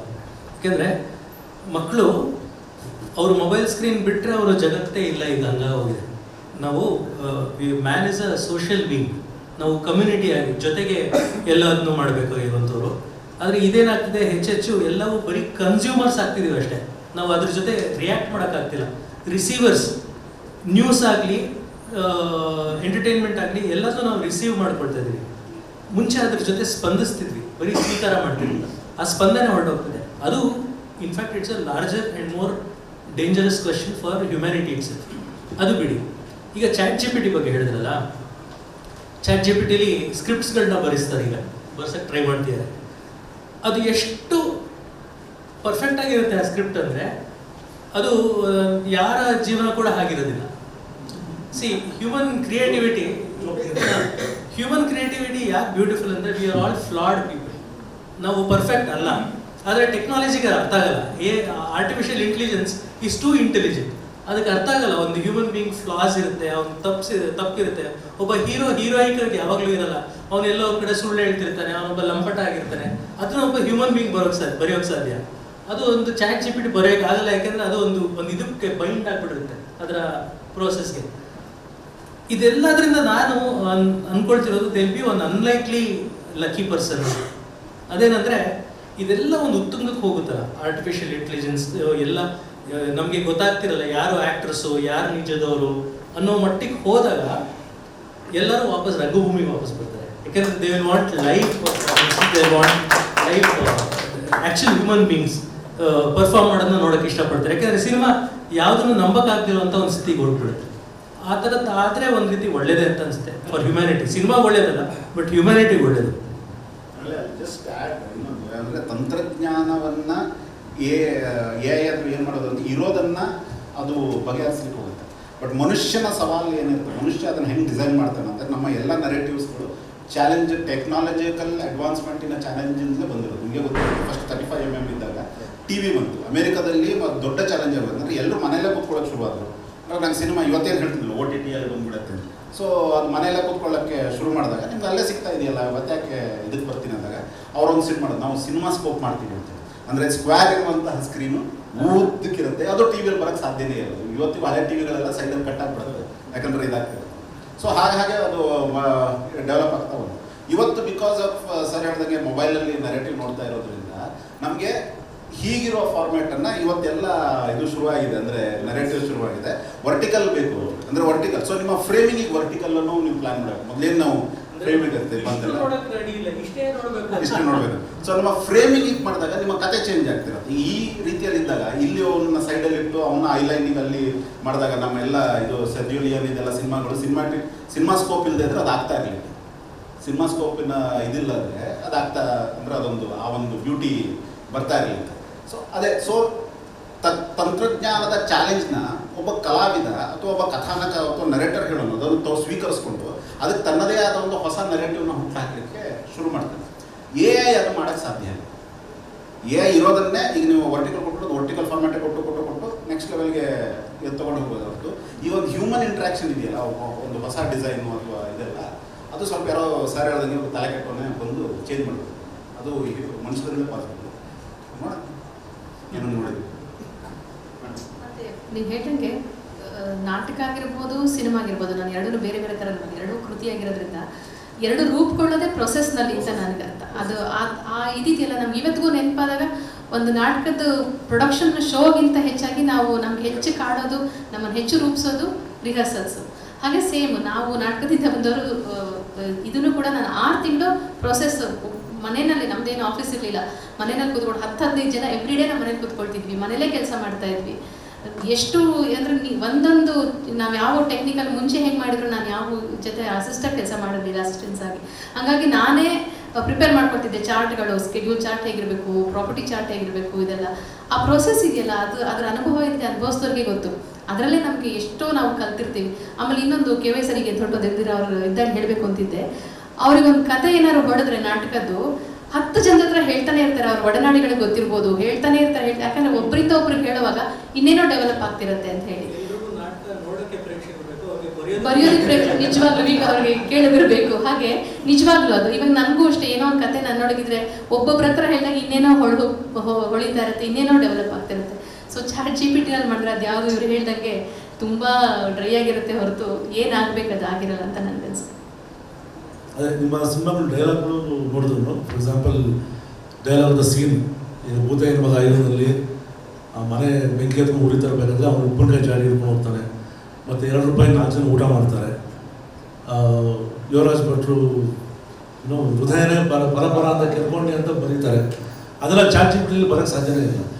ಅಥವಾ ಆ ದಿನಗಳಲ್ಲಿ ಫೈಟಿಂಗ್ ರೆಡಿನಾ ಅಂತ ಫೈಟ್ ಅನ್ನೋ ಪದನೇ ತುಂಬ ಇಂಟ್ರೆಸ್ಟಿಂಗ್ ಇದೆ. ಮತ್ತು ನಿಮ್ಮ ಅದರಲ್ಲಿ ಡೆಮಾಕ್ರಸಿ ಬಗ್ಗೆ ಕೊಡುವಂಥದ್ದು ಎಕ್ಸಾಂಪಲ್ ಜಟ್ಟಾನಲ್ಲಿ, ಅಕ್ಕುನಲ್ಲಿ ಅವರು ಫೋಟೋಗ್ರಾಫ್, ಇವೆಲ್ಲ ತುಂಬ ಅಂದರೆ ಆ ಎಕ್ಸ್ಪೀರಿಯನ್ಸ್ ಆದಾಗ ಮಾತ್ರ ನೀವು ಅದನ್ನು ಕ್ರಿಯೇಟ್ ಮಾಡೋಕ್ಕೆ ಸಾಧ್ಯ ಆಗುತ್ತೆ. ಈಗ ಇನ್ನೊಂದು ಪ್ರಶ್ನೆ ಅಂದರೆ ಈಗಿನ ಕಾಲದ ರೈಟರ್ಸ್ ಅಥವಾ ಹೊಸ ಪೀಳಿಗೆಯವರು ಯಾರು ಡಿಸ್ಕಸ್ ಮಾಡಿದಾಗ ChatGPT ಆಗ್ತಾರೆ, ಈ ಯಾರು ಬರವಣಿಗೆನೇ ಅವ್ರಿಗೆ ಮರ್ತೋಗ್ತದೆ. ಸೊ ಬರವಣಿಗೆ ಅನ್ನೋದು ನಾನು ಕಾಲೇಜಲ್ಲಿ ಟೀಚ್ ಮಾಡ್ತೀನಿ, ಅಲ್ಲಿ ಅದು ಬರೆಯೋಕ್ಕೆ ಹೇಳಿದ್ರೆ ಅವರು ತುಂಬ ಯೋಚನೆ ಮಾಡ್ತಾರೆ, ಬರಿಬೇಕಾ ಅಂತ ಟೈಪ್ ಮಾಡಿ ಅಥವಾ ChatGPTಗೆ ಹಾಕ್ಬಿಟ್ಟು ಒಂದು ಔಟ್ಪುಟ್ ಕೊಡ್ತಾರೆ. ಈ ಥರದ್ದೇ ಅಭ್ಯಾಸಗಳು ಆಗ್ತಾ ಹೋದರೆ ಬರವಣಿಗೆ ಯಾವ ಹಂತಕ್ಕೆ ತಲುಪೋದು, ಏನು ಅದಕ್ಕೆ ಏನು ಸೊಲ್ಯೂಷನ್ ನಿಮ್ಮ ಅಂದರೆ ನೀವು ರೆಗ್ಯುಲರಾಗಿ ಸಿನಿಮಾ ಮಾಡ್ತಾ ಬರಿತಾ ಈ ಥರದೊಂದು ಪ್ರೋಸೆಸ್ ಇರಬೇಕಾದ್ರೆ ಈ ಚಾಲೆಂಜಸ್ ಬಂದಾಗ ಅದನ್ನು ಹೊಡೆಯು ಕೌಂಟರ್. ಆ್ಯಕ್ಚುಲಿ ಇದು ಬರೀ ನಾವು ಸಿನಿಮಾ ಕ್ಷೇತ್ರದಲ್ಲಿ ಅಥವಾ ಎಜುಕೇಷನಲ್ಲಿ ಇಂಡಿವಿಜುವಲಾಗಿ ನಾವು ಕೌಂಟರ್ ಮಾಡುವಂಥದ್ದು ಅಲ್ವೇ ಅಲ್ಲ. ಇದು ಒಟ್ಟಾರೆ ಒಂದು ಪಾಲಿಸಿ ಲೆವೆಲಲ್ಲಿ, ಇಂಟರ್ನ್ಯಾಷನಲ್ ಲೆವೆಲಲ್ಲಿ ಕೌಂಟರ್ ಮಾಡಬೇಕಾಗಿರುವಂಥ ಒಂದು ಡೇಂಜರ್ ಇದು. ನನ್ನ ಪ್ರಕಾರ ಆಟಮ್ ಬಾಂಬ್ ಕಂಡುಹಿಡಿದಾಗ ಮಾನವ ಕುಲಕ್ಕೆ ಎಷ್ಟು ದೊಡ್ಡ ಹಾನಿಕಾರಕವಾದ ಇದಾಗಿತ್ತೋ ಅದಕ್ಕಿಂತ ಡೇಂಜರಸ್ಸು ಆರ್ಟಿಫಿಷಿಯಲ್ ಇಂಟೆಲಿಜೆನ್ಸ್. ಇದನ್ನು ಭಾಳ ಬೇಗ ಮನುಷ್ಯರು ಕಂಡುಕೊಳ್ತಾರೆ. ಯಾಕೆಂದರೆ ಅವ್ರ ಮಕ್ಕಳು ಫ್ರೆಂಡ್ಸ್ ಜೊತೆ ಮಾತಾಡೋದ ಬದಲು ChatGPT ಜೊತೆ ಮಾತಾಡ್ತಿದ್ದಾರೆ. ಒಬ್ಬ ಹುಡುಗಂಗೆ ಒಂದು ಮೊನ್ನೆ ChatGPT ಜೊತೆ ಅವನು ಡಿಸ್ಕಸ್ ಮಾಡ್ತಾ, ಅದು ಅವನು ಕೌನ್ಸಲರ್ ಜೊತೆ ಮಾತಾಡೋದ್ ಬದಲು, ಅಂದರೆ ಥೆರಪಿಸ್ಟ್ ಜೊತೆ ಮಾತಾಡೋದ್ ಬದಲು ChatGPT ಹತ್ರ ಮಾತಾಡ್ತಿದ್ದಂತೆ.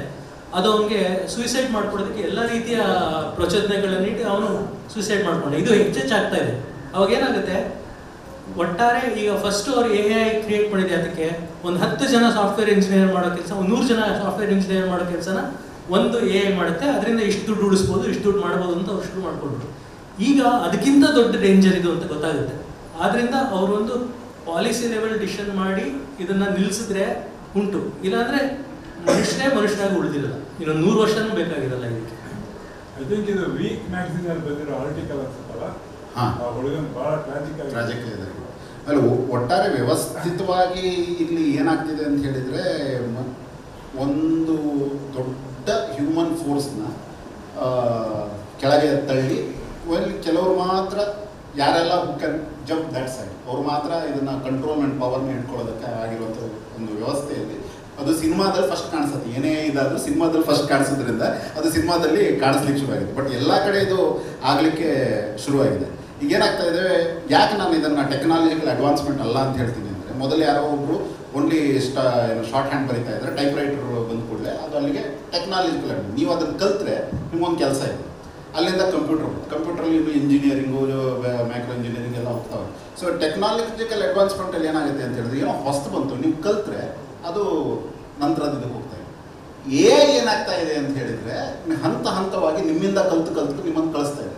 ಸೊ ಆದಷ್ಟು ಮನುಷ್ಯರನ್ನ ದೂರ ಇಟ್ಟು ಹೋಗ್ತಾ ಇರೋ ಸಂದರ್ಭದಲ್ಲಿ ನೆಕ್ಸ್ಟ್ ಎವ್ರಿಬಡಿ, ಎಲ್ಲರೂ ಹೇಳ್ತಾರೆ ಇದ್ರ ಬಗ್ಗೆ, ಯಾರಿಗೂ ತಕರಾರಿಲ್ಲ, ಎಲ್ಲರೂ ಹೇಳ್ತಿರೋದು ಕರೆಕ್ಟ್ ಅಂತ ಹೇಳಿ. ಇನ್ನೊಂದು 25-30 ವರ್ಷಗಳಲ್ಲಿ ಹತ್ತತ್ರ 100 ಕೋಟಿ ಜನಸಂಖ್ಯೆ ಇದ್ದರೆ 90 ಕೋಟಿಯಷ್ಟು ಜನಸಂಖ್ಯೆಗೆ ಕೆಲಸ ಇಲ್ಲದೆ ಇದ್ದಾಗ, ಅದು ಒಂದು ಅತಂತ್ರ ಸ್ಥಿತಿಯನ್ನು ಮಾಡಿದಾಗ ಇವರನ್ನ ಕಂಟ್ರೋಲ್ ಮಾಡೋದು ತುಂಬ ಈಸಿ.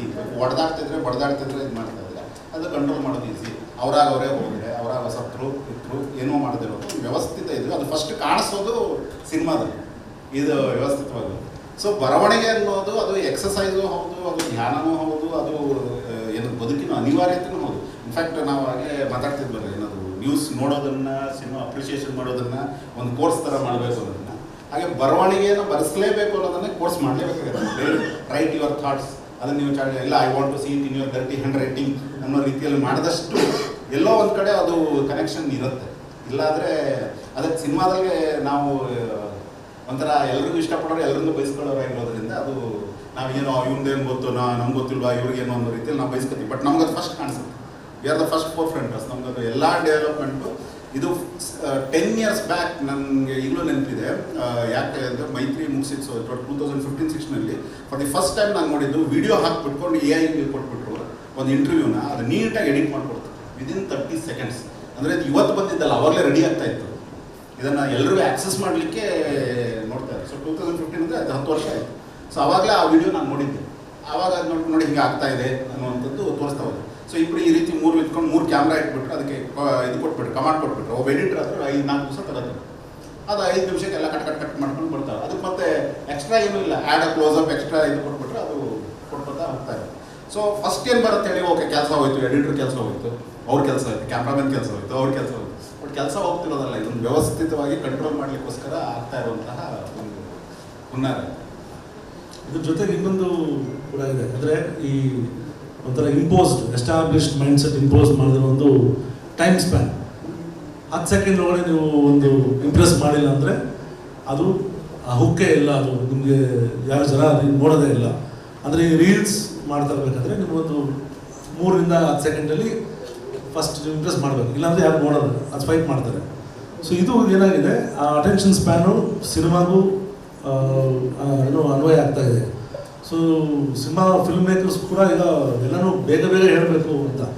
ಸೊ ನಿಧಾನವಾಗಿ ಒಂದು ಸಿನಿಮಾನ ಅದನ್ನು ಆಸ್ವಾದಿಸಿ ನೋಡುವಷ್ಟು ಪೇಷನ್ಸ್ ಕೂಡ ಜನಗಳಲ್ಲಿ ಕಡಿಮೆ ಆಗ್ತದೆ. ಈ ಎಸ್ಟಾಬ್ಲಿಷ್ಡ್ ಮೈಂಡ್ಸೆಟ್ ಅಂದರೆ ಒಂದು ಸೋಷಿಯಲ್ ಮೀಡಿಯಾದಿಂದ ಅಥವಾ ಯೂಟ್ಯೂಬಿಂದ ಬರ್ತಾರೆ, ಆಲ್ಗೋರಿಥಮ್ಸ್ ಕ್ರಿಯೇಟ್ ಮಾಡೋಕ್ಕೋಸ್ಕರ ಅವ್ರೇನು ಮಾಡಿರ್ತಾರೆ, ಅದು ನಮ್ಗೆ ಗೊತ್ತಿಲ್ಲದೇ ಈವನ್ ಸಿನಿಮಾ ಆಡಿಯನ್ಸ್ಗೂ ಅದು ಬರ್ತದೆ. 5 ನಿಮಿಷದಲ್ಲಿ ಏನು ಹುಕ್ ಚೆನ್ನಾಗಿಲ್ಲ ಅಂದರೆ ಬೋರಿಂಗ್ ಸಿನಿಮಾ ಅಂತ. ಅಥವಾ ಇವತ್ತು ಹುಡುಗರು ಮಾತಾಡಬೇಕಾದ್ರೆ ಎಲಿವೇಶನ್ ಇಲ್ಲ, ನಾವೆಲ್ಲ ಮುಂಚೆ ಬಿಲ್ಡಪ್ ಸೀನ್ ಅಂತ ಹೇಳ್ತೀವಿ, elevation making first half first 10 minutes ಚೆನ್ನಾಗಿದೆ ಅಂದರೆ ಫ್ರ್ಯಾಗ್ಮೆಂಟೆಡ್ ಆಗಿ ನೋಡ್ತಿದ್ದಾರೆ. ಸೊ ಇದರ ಇಂಪ್ಯಾಕ್ಟ್ ಈಗ ಸಿನಿಮಾ ಮೇಲೂ ಆಗ್ತದೆ ಅಂತ ಒಂದು ಅಬ್ಸರ್ವೇಷನ್. ಸೊ ನಿಮ್ಗೆ ಆ ಥರದ್ದು ಯಾವ್ದಾದ್ರು ಅನುಭವಗಳಿದ್ದರೆ ದಯವಿಟ್ಟು ಶೇರ್ ಮಾಡಿ, if you can share something. ಅಲ್ಲ, ಅದು ಇವರು ಚೈತನ್ಯ ಹೇಳ್ದಂಗೆ ಇದು ಬರೀ ಸಿನಿಮಾ ಅಂತ ತಗೊಳಕ್ಕಾಗಲ್ಲ, ಇಡೀ ಜೀವನದಲ್ಲಿ ಆಗ್ತಾ ಇರುವಂತ ಇದು. ಒಂದು ಮಕ್ಕಳಿಗೆ ಆಗಲಿ, ಹೌದು, ಎರಡೂ ಸೇರಿದಾಗ ಅಂದರೆ ಓವರ್ ಆಲ್ ಮಕ್ಕಳಿಗೆ ಇವತ್ತು ನಿಜವಾಗ್ಲೂ ಪೇಷನ್ಸ್ ಇಲ್ಲ. ಓವರ್ ಆಲ್ ಏನು ಹೇಳ್ತೀವಿ, ತಾಳ್ಮೆ ಅನ್ನೋದೇ ಹೊರಟೋಗ್ಬಿಟ್ಟಿದೆ. ರೀಲ್ಸ್ ಇವಾಗ ಸಮ್ ಸೆಕೆಂಡ್ಸ್ ಇರೋದು ಇನ್ನೂ ಕಡಿಮೆ ಆಗ್ತಾನೆ ಬರುತ್ತೆ ಹೊರತು ಅದು ಜಾಸ್ತಿ ಆಗಲ್ಲ. ನಾನು ಹೇಳೋದು ಯಾವುದೇ ಒಂದು ಕೃತಿಗೆ ಈಗ ಯಾವುದೋ 30 ನಿಮಿಷದಲ್ಲಿ ಹೇಳಕ್ಕೆ ಸಾಧ್ಯ ಆಗಿರೋವಂಥದ್ದು ತೊಗೊಂಡೋಗಿ ನಾವು 1.5 ಗಂಟೆ 2 ಗಂಟೆ ಮಾಡಿದ್ರೆ ತಪ್ಪದು. ಆದರೆ 2 ಗಂಟೆ ನಾವು ನೋಡಬೇಕಾದಂಥ ಒಂದು ಕಂಟೆಂಟ್ನ ನಾವು ಜನ ನೋಡಲಿ ಅಂತ ಅರ್ಧ ಗಂಟೆಗೆ ಇಳಿಸಿದ್ರೆ ಖಂಡಿತ ನಾವು ಏನು ಸತ್ವ ಇದನ್ನು ಕೊಡ್ಲಿಕ್ಕೆ ಸಾಧ್ಯನೇ ಇಲ್ಲ. ಅದಕ್ಕೆ ಮೋಸ ಮಾಡ್ದಂಗಾಗುತ್ತೆ, ಆ ಕೃತಿಗೆ ನಾವು ಮೋಸ ಮಾಡ್ದಂಗಾಗುತ್ತೆ. ಹಾಗಾಗಿ ಇವನ್ನ ಬರೀ ಸಿನಿಮಾ ಅಲ್ಲ, ನಾಟಕಕ್ಕೂ ಕೂಡ ಅಷ್ಟೇ. ಇವಾಗ ಎಲ್ಲರೂ ನಾವು ಟೈಮ್ ನೋಡಿ 1.5 ಗಂಟೆ ಆದರೆ ಹೋಗ್ತೀವಿ, ಅಥವಾ 1 ಗಂಟೆ ಆದರೆ ಹೋಗ್ತೀವಿ. 90 ನಿಮಿಷ ರವಿಶಂಕರದ 90 ನಿಮಿಷ 80 ನಿಮಿಷ ಅಂತ 2 ಗಂಟೆ ಅಂದರೆ ಅಯ್ಯೋ ಹೋಗ್ಬೇಕಂತ ಯೋಚನೆ ಮಾಡುವಂಥ ಪರಿಸ್ಥಿತಿ ಬಂದಿದೆ. ಈವನ್ ಫಿಲಮ್ ಫೆಸ್ಟಿವಲ್ಗಳಲ್ಲೂ ನಾವು ಎಲ್ಲರೂ ಗಮನಿಸ್ತಿರ್ತೀವಿ, ಜನರಲ್ ಆಡಿಯನ್ಸ್ ಬಂದವರು ಯಾವ ಸಿನಿಮಾ ಅದ್ರದ್ದು ರಿವ್ಯೂ ಹೇಗಿದೆ ಅನ್ನೋದಕ್ಕಿಂತ ಹೆಚ್ಚಾಗಿ ಟೈಮ್ ನೋಡ್ತಾರೆ ಫಸ್ಟ್, 90 ನಿಮಿಷನ 75 ಮಿನಿಟ್ಸ್ ಅಂತ. ಹಾಗಾಗಿ ಒಂದು ಕೃತಿಯ ಒಂದು ಏನು ಅಂಶ ಇದೆ ಅದನ್ನ ಟೈಮ್ನಲ್ಲಿ ಅಳಿಯುವಂಥ ಒಂದು ಇದಿದೆಯಲ್ಲ, ಅದೊಂಥರ ದುರಂತ ಅಂತಲೇ ಹೇಳಬೇಕು. ಅದಾಗಬಾರ್ದು. ಆ ಕೃತಿಗೆ ಏನು ನೀಡಿದೆ, ಚಿಕ್ಕದನ್ನ ದೊಡ್ಡದು ಮಾಡಕ್ಕೆ ಹೋಗ್ಬಾರ್ದು, ದೊಡ್ಡದನ್ನ ಚಿಕ್ಕದು ಮಾಡಕ್ಕೆ ಹೋಗ್ಬಾರ್ದು. ಅದು ಏನಿದೆ, ಅದು ಏನು ನೀಡಿದೆ ಅಷ್ಟು ಕೊಟ್ಟರೆ ಮಾತ್ರ ಅದಕ್ಕೆ ನಾವು ನ್ಯಾಯ ಒದಗಿಸೋದು ಅಂತ ನನಗೆ ಅನಿಸುತ್ತೆ. ನಿನ್ನೆ ರಾತ್ರಿ ಅಷ್ಟೇ ಒಂದು ಡಿಸ್ಕಷನ್ ಆಯಿತು. ನಮ್ಮದೊಂದು ಗ್ರೂಪ್ ಇದೆ, ನಮ್ಮ ಪ್ರೊಡ್ಯೂಸರು, ನನ್ನ ಮೇನ್ ಟೆಕ್ನಿಷಿಯನ್ಸ್ ಎಲ್ಲ. ಅಲ್ಲಿ ನಮ್ಮ ಪ್ರೊಡ್ಯೂಸರ್ ಒಂದು ನಮ್ಮ ಮ್ಯೂಸಿಕ್ ಡೈರೆಕ್ಟರ್ 3 ಹಾಡುಗಳನ್ನ ಮಾಡಿದ್ದಾರೆ. ಒಂದು full dancing type of number, ಇನ್ನೊಂದು ಫಾಸ್ಟ್ ನಂಬರು, ಒಂದು ತುಂಬ ಮೆಲೋಡಿಯಸ್ ಆಗಿ ವೆಸ್ಟರ್ನ್ ಕ್ಲಾಸಿಕಲ್ ಮ್ಯೂಸಿಕ್ ಎಲ್ಲ ಹಾಕಿ ಮಾಡುವಂಥದ್ದು.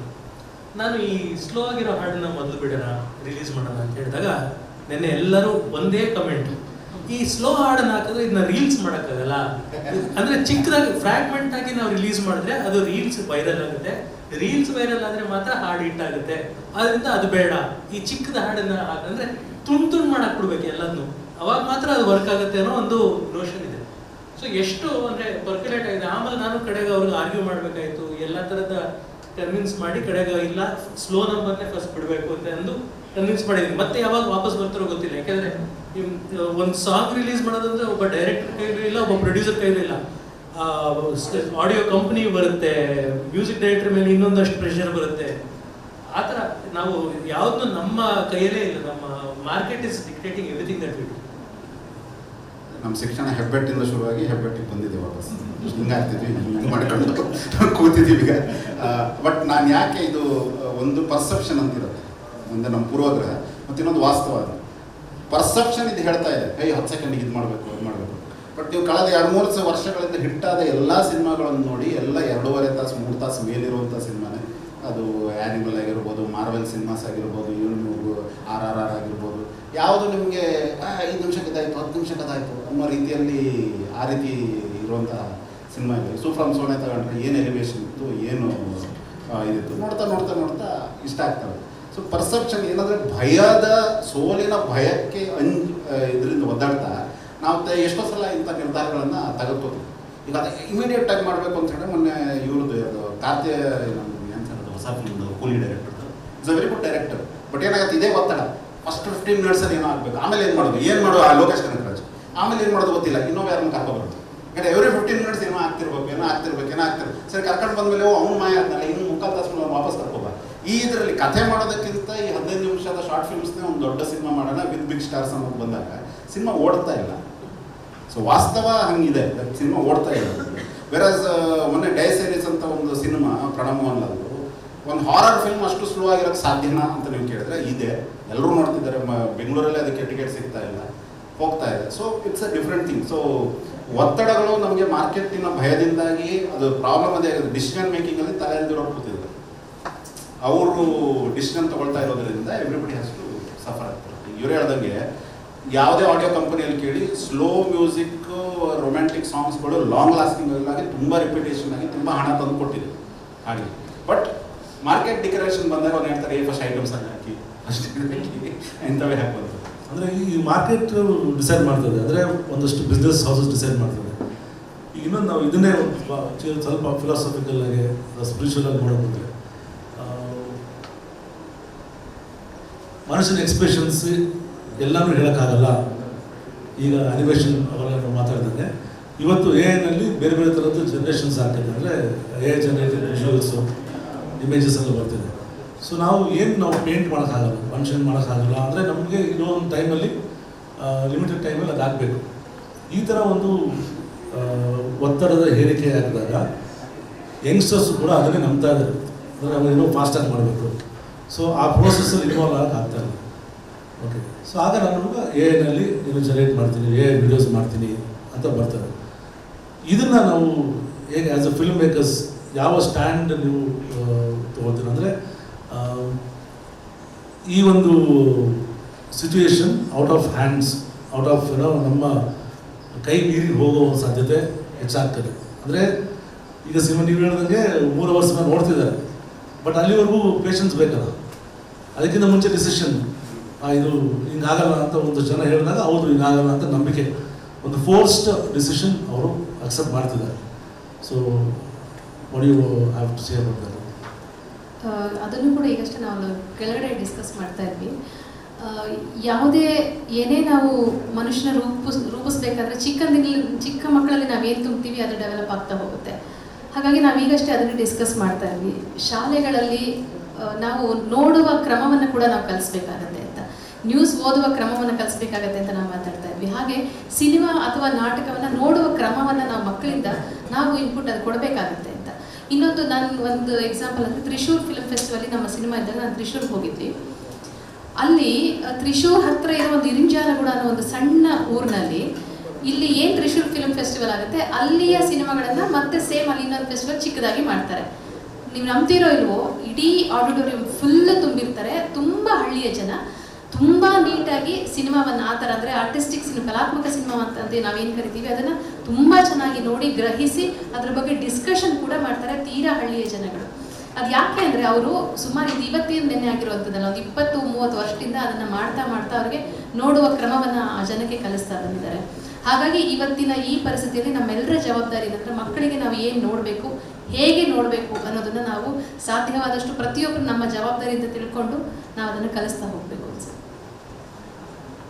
ನೀವು ಕೇಳಿದ ಪ್ರಶ್ನೆಗೆ ಅಂದರೆ ಈ ನರೇಟಿವ್ ಕಂಟ್ರೋಲಲ್ಲಿ ನಾವಿಲ್ಲ, ನಾವು ಫಿಲ್ಮ್ ಡೈರೆಕ್ಟರ್ಗಳು ಆಯಿತಾ.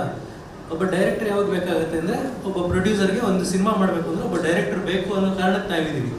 ನಾಳೆ ಒಬ್ಬ ಪ್ರೊಡ್ಯೂಸರ್ಗೆ ಡೈರೆಕ್ಟರ್ ಬೇಕಾಗಿಲ್ಲ, ನನಗೆ ಕ್ಯಾಮ್ರಾಮನ್ ಬೇಕಾಗಿಲ್ಲ, ಆ್ಯಕ್ಟರ್ಸ್ ಬೇಕಾಗಿಲ್ಲ, ನನಗೊಂದು ಪ್ರಾಡಕ್ಟ್ ರೆಡಿ ಮಾಡ್ಕೊಳ್ತೀನಿ ನಾನಾಗೆ ಒಂದು ಯೂಸ್ ಮಾಡ್ಕೊಂಡು ಅಂತ ಅಂದು ಅದನ್ನು ಹಾಕೋದಕ್ಕೆ OTT ಪ್ಲ್ಯಾಟ್ಫಾರ್ಮ್ ಆಗಲಿ ಥಿಯೇಟ್ರ್ಗಳಾಗಲಿ ಆ ವ್ಯವಸ್ಥೆ ಒಪ್ಕೊಂಡ್ಬಿಟ್ರೆ ಅವಾಗ ಕ್ರಿಯೇಟರ್ಸಿನ ಅಗತ್ಯನೇ ಇರೋದಿಲ್ಲ.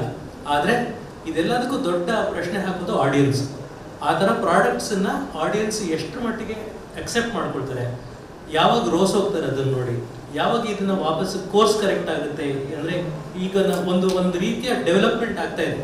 ಈ ಡೆವಲಪ್ಮೆಂಟ್ ಎಲ್ಲಿ ಹೋಗುತ್ತೆ ಅನ್ನೋದನ್ನ ನಾವು ಇನ್ನೊಂದು 5-10 ವರ್ಷದಲ್ಲಿ ಕಾಣ್ತೀವಿ. ಯಾಕೆಂದರೆ ultimately human beings want interaction. ಅದು you can't take it out of our genes. ಆವಾಗ ಅದು ವಾಪಸ್ಸು ಒಂದು ಕರೆಕ್ಷನ್ ಆಗುತ್ತೆ ಅಂತ ಅಂದ್ಕೊಂಡಿದ್ದೀನಿ. ನಾವು ಅದನ್ನು ಯಾವ್ದನ್ನು ಈಗ ಸದ್ಯಕ್ಕೆ ನಿಲ್ಲಿಸುವಂಥ ಸಿಚುವೇಶನ್ ಇದೆ. ಹಾಗೆ 2 ಸಿನಿಮಾ ಬಂದಿದೆ ಕಂಪ್ಲೀಟ್ಲಿ ದ ಡೈರಿ ಆಫ್ ಸಿಸಿಫಸ್ ಅಂತ ಇಟಲಿಯಲ್ಲಿ ಲಾಸ್ಟ್ ಇಯರ್ ಬಂದಿದೆ. ಮತ್ತು ಇನ್ನೊಂದು ಸಿನಿಮಾ ಜೆಟ್ ಕ್ಲಬ್ ಅಂತ, ಅದು ಅಮೆಝಾನ್ ಇದೆ. ಮಾರಿಗಲ್ಲು ಅಂತ ಈಗ ಮಾಡಿದ್ರು ಟ್ರೈನ್. ನಾನು ನಿಮ್ಗೆ ಒಂದು ಫಸ್ಟ್ ಸ್ಟೇಟ್ಮೆಂಟ್ ಇದೆ, ಮನುಷ್ಯ ನಮ್ಮ ಎಕ್ಸ್ಪ್ರೆಷನ್ ಸಾಧ್ಯ ಇಲ್ಲ ಅಂತ. ಅದನ್ನು ನಾನು ಒಪ್ಪೋದೇ ಇಲ್ಲ. ಯಾಕಂತ ಹೇಳಿದರೆ ನೀವು ರೈಟ್ ಮನುಷ್ಯನ ಹೈರ್ ಮಾಡಿಲ್ಲ, ಕರೆಕ್ಟಾದ ವ್ಯಾಕ್ಟ್ರನ್ ಕೊಟ್ಟರೆ ಅವ್ನು ಕರೆಕ್ಟಾಗಿ ಅದನ್ನು ಕನ್ವೆ ಮಾಡಿಬಿಡ್ತಾನೆ ಎಲ್ಲ. ಆಮೇಲೆ ಆ್ಯನಿಮೇಷನ್ ಅನ್ನೋದು ಇದೆಯಲ್ಲ, I am a big fan of Studio Ghibli ಆಗಿರ್ಬೋದು ಅಥವಾ ಸತೋಷಿ ಖಾನ್ ಆಗಿರ್ಬೋದು, ಅದ್ಭುತ ಮಿಯಾಜಾಕಿ ಅದ್ಭುತ. ನಾನು ಅವರ ಎಲ್ಲ ಸಿನಿಮಾಗಳನ್ನು ನೋಡಿ ಪದೇ ಶುರು. ಅಲ್ಲಿ ಮನುಷ್ಯರಿಲ್ಲದೆ ಇದ್ದರು, ಮನುಷ್ಯರು ಅಂದರೆ ಫೋರ್ಗ್ರೌಂಡಲ್ಲಿದ್ದಾರೆ, ಸ್ಕ್ರೀನಲ್ಲಿದ್ದರು, ಬ್ಯಾಕ್ಗ್ರೌಂಡಲ್ಲಿದ್ದಾರೆ, ಪ್ರತಿಯೊಂದು ಫ್ರೇಮನ್ನು ಬಿಡಿಸಿದ್ದಾರೆ. ಅಂದರೆ ಅದೇ ನಾನು ಹೇಳಿದ್ದು, ಸಿನಿಮಾದಲ್ಲಿ ಆ ಎನರ್ಜಿ ಕಾಣಿಸುತ್ತೆ, ಆ ಮಿಸ್ಟ್ರಿ ಕಾಣಿಸುತ್ತೆ, ಆ ಇದು ಕಾಣಿಸ್ತಾ ಇರುತ್ತೆ. ಆ್ಯಂಡ್ ಆ ಏನದು ಏನಿದೆ ಧ್ಯಾನ ಏನಿದೆ ಅಥವಾ ತುಮಲ ಏನಿದೆ, ಆ ಶ್ರದ್ಧೆ ಏನಿದೆ, ಅದೇ ಪ್ರೇಕ್ಷಕರನ್ನು ತಟ್ತಾ ಹೋಗೋದು. Unseen mysterious waves of energy ಇದೆಯಲ್ಲ, ಇದೇ ನಮಗೆ ಅಲ್ಲಿ ತಟ್ತಾ ಹೋಗ್ಬೋದು. ಬ್ಯಾಡ್ ಆ್ಯಕ್ಟರ್ ಆವತ್ತಿನ ಕ್ಷಣಕ್ಕೆ ಏನೋ ಒಂದು ಅದ್ಭುತವಾಗಿ ಮಾಡಿ ಅದು ಕ್ಯಾಮ್ರಾ ಕ್ಯಾಪ್ಚರ್ ಮಾಡಿಬಿಟ್ರೆ, ನನಗೆ ಎಷ್ಟು ಆ್ಯಕ್ಟರ್ಸ್ ಗೊತ್ತು, ನೀವು ಅವ್ರನ್ನ ಟೆಕ್ನಿಕಲಿ ಅಂದರೆ ಎಕ್ಸ್ಪ್ರೆಷನ್ ವಾಯ್ಸಲ್ಲಿ ಹೇಳ್ದಿರ್ಬೋದು, ಬಟ್ ತುಂಬ ಪ್ರಾಮಾಣಿಕವಾಗಿ ಅಭಿನಯಿಸಿರೋದಕ್ಕೆ ಕ್ಯಾಮ್ರಾ ಪ್ರಾಮಾಣಿಕತೆಯನ್ನು ಕ್ಯಾಪ್ಚರ್ ಮಾಡಿಬಿಟ್ಟಿರುತ್ತೆ. ಆ್ಯಂಡ್ ಅದು ನಮಗೆ ಅಲ್ಲಿ ವೇವ್ಸಲ್ಲಿ ಏನೋ ಟಚ್ ಆಗ್ತಿರುತ್ತೆ. ಯು ನೋ ದಟ್ ಇನ್ನೂ ಚೆನ್ನಾಗಿ ಮಾಡ್ಬೋದಿತ್ತು, but still you start liking that person. ಅದೆಲ್ಲ ಆಗುವಂಥ ಪ್ರಕ್ರಿಯೆ ಇಲ್ಲ. ಅದು ನಿಮಗೆ ಅನಿಸುತ್ತೆ. ಇದು ಏನಿದು ಮೊನ್ನೆ ಅದೇ ಮಹಾಭಾರತದ್ದೇ ಎಕ್ಸಾಂಪಲ್ ತೊಗೊಂಡಿದ್ರೆ ನಿಮ್ಗೆ ಇನ್ನೂ ಐಲೈನ್ ಮ್ಯಾಚ್ ಆಗ್ತಾ ಇಲ್ಲ, ಅದೆಲ್ಲವೂ ಇದೆ. ಅವ್ರು ಅದನ್ನ ಏನೇ ಮಾಡಿದ್ರು ಕೂಡ at the end of the day fans cinema ನೋಡೋಕ್ಕೆ ಅಂತ ಇಷ್ಟಪಟ್ಟಾಗ ಫ್ಯಾನ್ ಯಾರ ಮೇಲೆ ಆಗ್ತಾರೆ? ಕಂಪ್ಯೂಟರ್ದು ಯಾವುದು ಫ್ಯಾನ್ ಆಗ್ಲಿಕ್ಕೆ ಸಾಧ್ಯ ಇಲ್ಲ. ಅದನ್ನ ನೋಡ್ಕೊಂಡು ನಾನು ಮಾಡ್ಬೋದು ಅನ್ನುವಂತಹ ಒಂದು ಇದಾಗ್ತಾ ಇದೆ. ಇದೆಲ್ಲವೂ ಹೋಗುತ್ತೆ. ಅಂದರೆ ನಾವ್ಯಾರು ಇಲ್ಲಿ ಇರಲ್ಲ. ಲೈಕ್ ಮಿನಿ ಥಿಂಗ್ಸ್ ಹೇಗೆ ಉಳ್ಳವರು ಎಲ್ಲವನ್ನು ಹಾಳು ಮಾಡಿದ್ರು ಅದು ಹಾಳಾಗ್ತಾನೆ ಇರುತ್ತೆ. ಬಟ್ ಕೊನೆ ಹಂತದ ತನಕ ಕಲಾವಿದರು ನರೇಟರ್ಸ್ ಹೋರಾಡ್ತಾನೆ ಇರುತ್ತೆ. ಅದು ನಾವು ಮೊದಲಿಂದ ನೋಡ್ತಾ ಇದ್ದೀವಿ. ಇವತ್ತಿಗೂ ನಾಟಕ ಮಾಡೋ ಅವಶ್ಯಕತೆ ಯಾರಿಗೂ ಇಲ್ಲ, ಮುಟ್ಟಾಳ್ತಾನೆ. ಬಟ್ ಯಾಕೆ ಮಾಡ್ತಿದ್ದೀವಿ ಅಂತ ಹೇಳಿದ್ರೆ ನಾವು ಬಿಡ್ತಾ ಇಲ್ಲ ಅಷ್ಟೇ. ನಾವು ಬಿಡ್ತಾ ಇಲ್ಲ. ಬಿಡಲ್ಲ. ಶೋ ಬಂದ್ಲಿ ಬರದೇ ಇರಲಿ, ನಿಮ್ದು ಅಮೌಂಟ್ ಆಫ್ ಪ್ರಿಪ್ರೇಷನ್ ಕಾಸ್ಟ್ ಎಷ್ಟು ಖರ್ಚು ಮಾಡ್ತಿರೋದು ಯಾವತ್ತೂ ರಿಕವರ್ ಆಗಲ್ಲ. ಸೊ ಅದರ ನೆಕ್ಸ್ಟ್ ಲೆವೆಲೇ ಸಿನಿಮಾ. ಸೊ ಈಗ ನೀವೆಲ್ಲ ಇಷ್ಟೆಲ್ಲ ಡಿಸ್ಕಸ್ ಆದಮೇಲೆ ಯಾರು ಸಿನಿಮಾ ಮಾಡಬಾರ್ದು. ತಲೆ ಇರೋರು ಯಾರೂ ಸಿನಿಮಾ ಮಾಡಲ್ಲ. ನೀವು ಇದೇ ಹಣ ತಗೊಂಡೋಗಿ ಲ್ಯಾಂಡ್ಗೆ ಹಾಕಿ, ಬಂಗಾರಕ್ಕೆ ಹಾಕಿ, ಇನ್ಕ್ಲೂಡಿಂಗ್ ಪ್ರೊಡ್ಯೂಸರ್, ಲೈಟ್ ಮ್ಯಾನ್ ಇಲ್ಲಿ ಬಿಟ್ಕೊಂಡು ಮಾಲಲ್ಲಿ ಕೆಲಸ ಮಾಡ್ತಿದ್ರೆ ಅವ್ನು ಇದಕ್ಕಿಂತ ನೆಮ್ಮದಿಯಾಗಿರ್ತಾನೆ, ಹಣನೂ ಬರ್ತಾರೆ. ಬಟ್ ಅದು ಆಗಲ್ಲ. ನೀ ಯಾರು ಬ್ರಹ್ಮ ನನ್ನ ಬರೆಯೋದಕ್ಕೆ? ಅವಾಗಲ್ಲೂ ನಾನೇ ಬರ್ಕತ್ತೀನಿ, ನೀನು ಹಾಳಾಗ್ತಿ, ಅದನ್ನು ನಾನೇ ಬರ್ಕತ್ತೀನಿ. ನಾಟಕ ಮಾಡಿದವ್ರೆ ಇವತ್ತಿನ ತನಕ, ಸಿನಿಮಾ ಮಾಡಿದವರು, ನಾಟಕ ಮಾಡಿದವರು ಅಷ್ಟೇ. ಅದು ಎ ಐ ಮಾಡಲ್ಲ. ಆ ಹುಚ್ಚು ಎ ಐ ಇಲ್ಲ ಅಂತ ನಾವು. ಓಕೆ, ಈಗ ಪ್ರಶ್ನೆ ಸಮಯ ಕಡಿಮೆ ಇರೋದ್ರಿಂದ ಕ್ವಶನ್ ಆನ್ಸರ್ಸ್ ಮತ್ತು ಒಂಚೂರು ಮಾತಾಡ್ಬೋದಾಗಿರುತ್ತೆ. ಈಗ ಉದಾಹರಣೆ ಈ KGF ಆಗಿರ್ಬೋದು, ಬೇರೆ ಇನ್ನು ಕೆಲವು ಸಿನಿಮಾಗಳು ಬಂದಿದ್ದು, ಅಲ್ಲಿ ಮನುಷ್ಯನ ಒಂದು ಸ್ವಭಾವಗಳು, ಮನುಷ್ಯತ್ವ ಇವುಗಳಿಗಿಂತ ಹೆಚ್ಚಾಗಿ ಅದ್ಧೂರಿಯಾಗಿ ತೋರಿಸ್ಕೊಳ್ಳುವಂಥದ್ದು ಮತ್ತು ಪ್ರೇಕ್ಷಕರನ್ನು ಮೋಸ ಮಾಡುವಂಥದ್ದು, ಅದರ ಮೂಲಕ ದೊಡ್ಡ ಸ್ಥಿತಿಯನ್ನು ತೋರಿಸುವಂಥದ್ದು, ಅಥವಾ ಕಾಂತಾರದಲ್ಲಿ ಈ ಧರ್ಮ ನಂಬಿಕೆಯನ್ನೇ ದೊಡ್ಡದು ಮಾಡಿ ಮತ್ತೆ ಜನಗಳನ್ನು ಇನ್ನೆಲ್ಲೋ ದಾರಿ ತಪ್ಪಿಸುವಂಥದ್ದು, ಇವೆಲ್ಲ ಈ ತಾಂತ್ರಿಕತೆಯಿಂದ ಇನ್ನೂ ಜಾಸ್ತಿ ಆಗಿದೆ. ಹೆಸರೆತ್ತೋದು ಅವಶ್ಯಕತೆ ಇಲ್ಲ. ಯಾಕಂದರೆ ಆ ಸಿನಿಮಾಗಳಿಗೆ ಗೆದ್ದಿವೆ. ಆ ಸಿನಿಮಾಗಳಿಗೆ ಗೆದ್ದಿದ ಕೂಡಲೇ ಅದ್ರ ಬಗ್ಗೆ ಡಿಸ್ಕಷನ್ಸ್ ಬರಲ್ಲ. ಅಂದರೆ ಗೆಲುವೇ ಮುಖ್ಯನಾ ಅಂತ ಹೇಳಿದ್ರೆ ಅದು ಮಾಡಿರೋದೇ ಹಣ ಮಾಡೋದಕ್ಕಂದಮೇಲೆ, ಅದು ಹಣ ಮಾಡಾದ್ಮೇಲೆ ಅದರ ಪರ್ಪಸ್ ಸರ್ವ್ ಆಗಿದೆ. ಯಾವ ಪರ್ಪಸ್ ಸರ್ವ್ ಆಗಿಲ್ಲ ಅದಾಗ್ತದೆ. ಬಟ್ ಅತಿಯಾದ ತಾಂತ್ರಿಕತೆ ನಿಮಗೆ ಒಂದು ಕರೆಕ್ಟ್, ಅಂದರೆ ನೀವು ಹೇಳ್ದಂಗೆ ಅಥವಾ ನಾವು ಈಗಾಗಲೇ ಹೇಳ್ದಂಗೆ, ಒಂದು ಕತೆ ಹೇಳುವ ಸೌಂದರ್ಯವನ್ನು ಯಾವತ್ತೂ ಹಾಳು ಮಾಡಿದೆ. ಬಟ್ ಸಿನಿಮಾ ಯಾವ ಉದ್ದೇಶಕ್ಕೆ ಮಾಡಿದ್ರು ಅದಕ್ಕೋಸ್ಕರ ಸರ್ವ. ಈಗ ನಾನು ಅಮರಾವತಿ ಮಾಡ್ಬೇಕಾದ್ರೆ ನಂಗೆ ಕ್ಲಿಯರ್, ನಾವು ಫಸ್ಟ್ ಬಜೆಟ್ ಹಾಕೊಂಡು ಒಂದು ಕಾಲು ಕೊಟ್ಟಿತ್ತು. ನಮ್ಮ ತಾಯಣ ರಿಕವರ್ ಆಗಲ್ಲ ಅಂತ ಗೊತ್ತಿತ್ತು.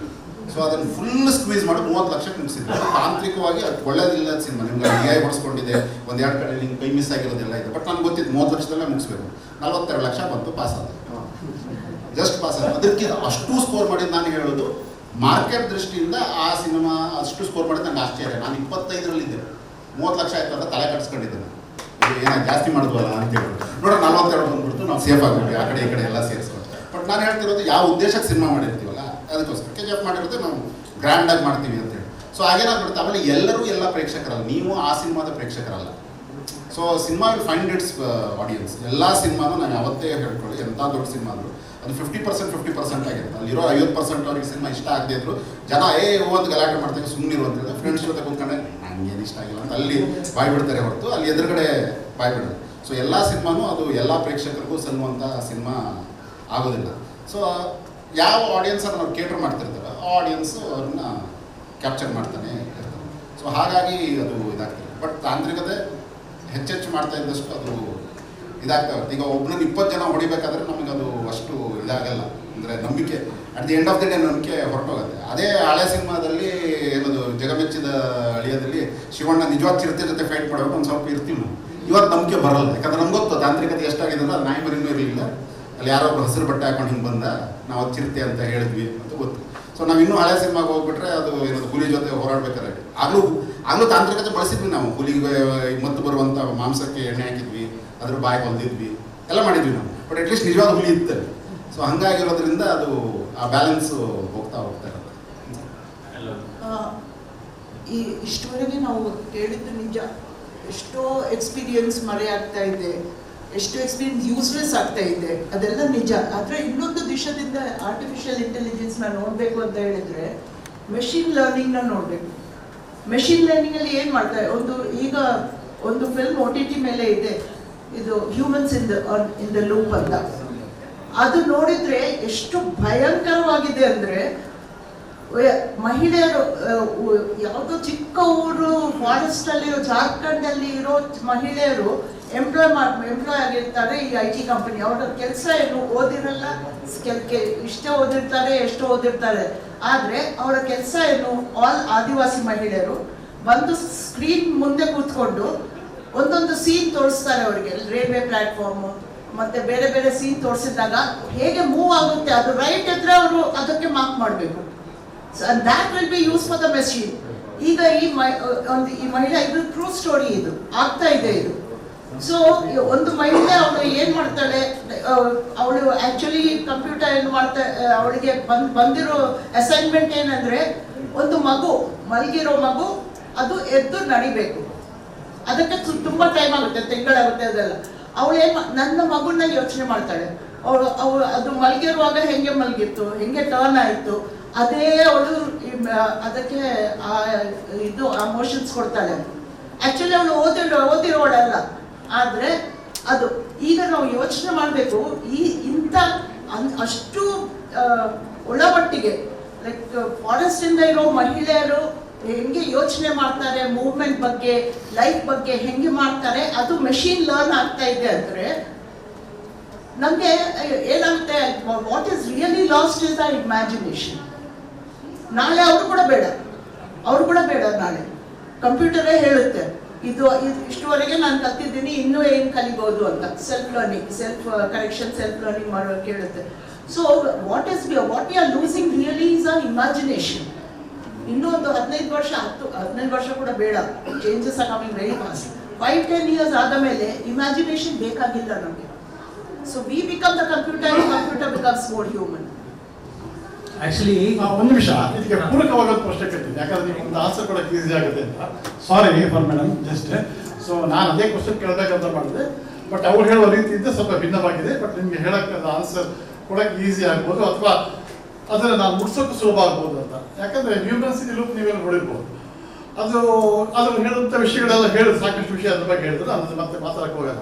ಅದ್ರಲ್ಲಿ ಏನಿದೆ ಅಂತಂದರೆ, ಅವರಿಗಿಂತ ಸ್ವಲ್ಪ ಭಿನ್ನವಾಗಿ ಹೇಳೋದಾದ್ರೆ, ಒಂದು ಮಾನವ ಈ ವಿಷಯಕ್ಕೆ ಸಂಬಂಧಪಟ್ಟ ಹಾಗೆ ತಂತ್ರಜ್ಞಾನ ಮಾನವ ಸ್ವಭಾವದ ಮೇಲೆ ಯಾವ ರೀತಿಯ ತೊಂದರೆಗಳನ್ನ ಯಾವ ರೀತಿ ಆಕ್ರಮಿಸ್ತಿದೆ ಅನ್ನೋದನ್ನ ಇದು ತೋರಿಸ್ತಾ ಇದೆ.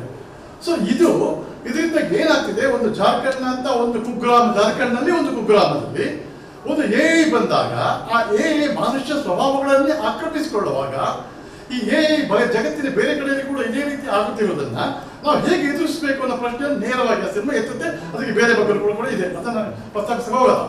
ನಾನು ಹೇಳಬೇಕಾದೇನಂದ್ರೆ, ಒಂದು ಈ ರೀತಿಯಾಗಿ ಈಗ ಗಿರಿರಾಜ್ ಆಗಲಿ ಅಥವಾ ನಾನು ಉತ್ತರ ಪ್ರಶ್ನೆಗೆ ನೇರವಾಗಿ ಪ್ರಶ್ನೆ ಕೊಡ್ತೀನಿ, ಅಥವಾ ಇವರು ಚೈತನ್ಯವರಾಗಲಿ ವಿಷಯ ಹೇಳಿದಾಗ ಏನಾಗ್ತದೆ, ಈಗ ನಾವು ಈ ಕಾಲದಲ್ಲಿ ನಾವು ಒಬ್ಬ ಇಂಜಿನಿಯರ್ ಅಥವಾ ಟೆಕ್ನಿಷಿಯನ್ ಮಾತ್ರ ಆಗಿ ನೋಡ್ತಿದ್ವಿ.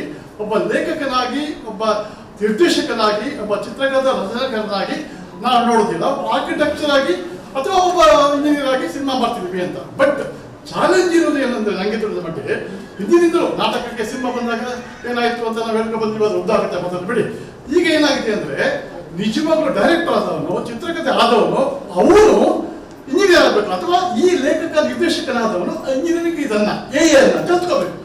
ಕಲ್ತುಕೊಂಡು ಆ ಮಟ್ಟಕ್ಕೆ ಹೋದಾಗ ಆ ಸಮಸ್ಯೆಗಳು ಸಮಾಜವನ್ನು, ಮಾನವ ಸಮಾಜದ ಈ ಸಿನಿಮಾದ ಉದಾಹರಣೆ ಮೂಲಕ ಹೇಳೋದಾಗಿದ್ರೆ, ನಾವು ಮುಟ್ಟದ ಜಾಗಗಳಿದೆಯಲ್ಲ, ಮುಟ್ಟದ ಜಾಗಗಳಿದೆಯಲ್ಲ, ತಲುಪಿಸಿದ ಜಾಗಗಳಿದೆಯಲ್ಲ, ಅದನ್ನ ಸಿನಿಮಾದಲ್ಲಿ ತಂದಾಗ ಪ್ರಭಾವ ಆಗ್ಬೋದು ಅಂತಾನೆ ಅನ್ಸುತ್ತೆ. ಸರ್ ಆಕ್ಚುಲಿ ಒಂದು ಇಂಗ್ಲಿಷಲ್ಲಿ ಒಂದು ಹೇಳಿಕೆ ಇದೆ, ಏನಂದ್ರೆ we invented AI to do our laundry and wash our dishes so that we can create poetry and create art. ಆದರೆ ಉಲ್ಟಾ ಆಗಿದೆ, AI is creating art and poetry and we are doing dishes and laundry. ಅದು ವಿಪರ್ಯಾಸ ಆಗಿದೆ. ನಾನು ಕೊನೆಯದಾಗಿ ಒಂದು ಘಟನೆ ಹೇಳಿ ಇದನ್ನು ಮುಗಿಸ್ಲಿಕ್ಕೆ ಸರಿ ಹೇಳ್ತೀನಿ. ನನ್ನ ಮಗ ಇದ್ದಾನೆ ಭೀಮರಾಜ್ ಕಬೀರ್ ಅಂತ, ಅವನಿಗೆ ಆಟಿಸಮ್ ಇದೆ.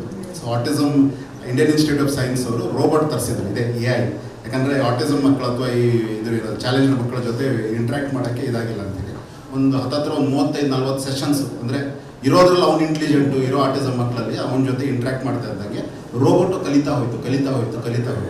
ನಾನೊಂದು 15-20 ಸೆಷನ್ ಆದಮೇಲೆ ಅವ್ನಿಗೆ ಕೇಳಿದೆ, ಏನೋ ನಿನ್ನ ಫ್ರೆಂಡ್ ಏನಂತ ಹೇಳ್ದ ಅಂತೇಳಿ. ಸೊ ಇದು ಆಟಿಸಮ್ ಮಗುವಿನ ಹೆಂಗಿರುತ್ತೆ ಅನ್ನೋದಕ್ಕೆ, ಅಪ್ಪ ಅದು ಫ್ರೆಂಡ್ ಅಲ್ಲಪ್ಪ, ಅದು ರೋಬೋಟು ಅಂತೇಳಿ. ನಾನು ಹೇಳಿದೆ, ನಮಗೆ ಪಾಪ ನೀನು ಹಂಗೆ ಹೇಳ್ಬಿಟ್ರೆ ನಿನಗೆ ಫ್ರೆಂಡ್ಸ್ ಇಲ್ಲ ಅಂದರೆ ಬೇಜಾರಾಗತ್ತಲ್ವಾ, ರೋಬೋಟ್ಗೂ ಫ್ರೆಂಡ್ ಇಲ್ಲ ಅಂದರೆ ಬೇಜಾರಾಗಲ್ವಾ, ಅದು ಅಳ್ತಿರತ್ತೆ ಒಳಗೆ ಹೇಳ್ಕೊಳಕ್ಕೆ ಬರಲ್ಲ, ಅದು ರೋಬೋಟ್ ಅಂತ ಸುಮ್ಮನೆ ಬಿಟ್ಟೆ. ಅಂದ ಮಾರನೇ ದಿವಸ ಅವ್ನು ಬಂದ ಕೂಡಲೇ ಅದು ಹಾಯ್ ಭೀಮ್ರಾಜ್ ಅಂತ ಹೇಳಿದ್ರೆ ಇವನು ಹೋಗ್ಕೊಂಡು ಹಾಯ್ ಅಂತ ಹೇಳಿ ಅದನ್ನ ಒಪ್ಕೊಬಿಟ್ಟ. ಅಪ್ಕೊಂಡು ಬಿಟ್ಟಕ್ಕೆ ರೋಬೋಟ್ ಫಂಕ್ಷನ್ ಮಾಡೋದು ನಿಲ್ಲಿಸ್ಬಿಡ್ತು, ಲಿಟ್ರಲಿ ನಿಲ್ಲಿಸ್ಬಿಡ್ತು ಫಂಕ್ಷನ್. ಅವ್ರಲ್ಲಿ ಏನಾಯ್ತು ಅಂದರೆ you was not suppose to touch this ಅದ್ರದ್ದು ಏನಾಗಿತ್ತು. So I think that is the very strongest. ಅದು ಏನೇ ಮಾಡಿದ್ರು ಕೂಡ ಈ ಮನುಷ್ಯನ ಒಪ್ಪಿಗೆ ಇದೆಯಲ್ಲ.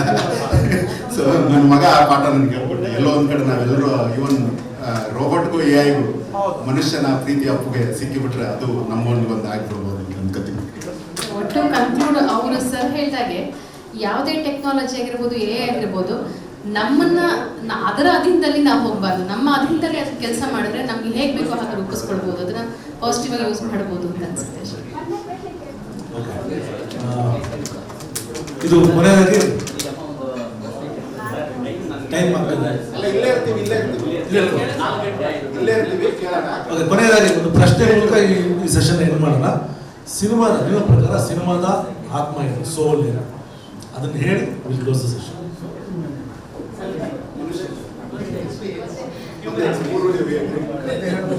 ಅದರಲ್ಲಿ ಎರಡು ಮಾತಿಲ್ಲ. ಸೊ ಮನುಷ್ಯನ ಎಕ್ಸ್ಪೀರಿಯನ್ಸ್, ಅವನ ಭಾವನೆನೇ ಸಿನಿಮಾದ ಆತ್ಮ.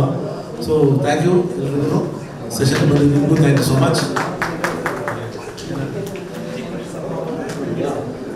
ಚೈತನ್ಯ ಅವರಿಗೆ ಒಂದು ಸಣ್ಣ ಗಿಫ್ಟ್, ಚಂಪಾ ಮೇಡಮ್ ಅವರಿಗೆ, ಹಾಗೆ DM ಗಿರಿರಾಜ್ ಅವರಿಗೆ.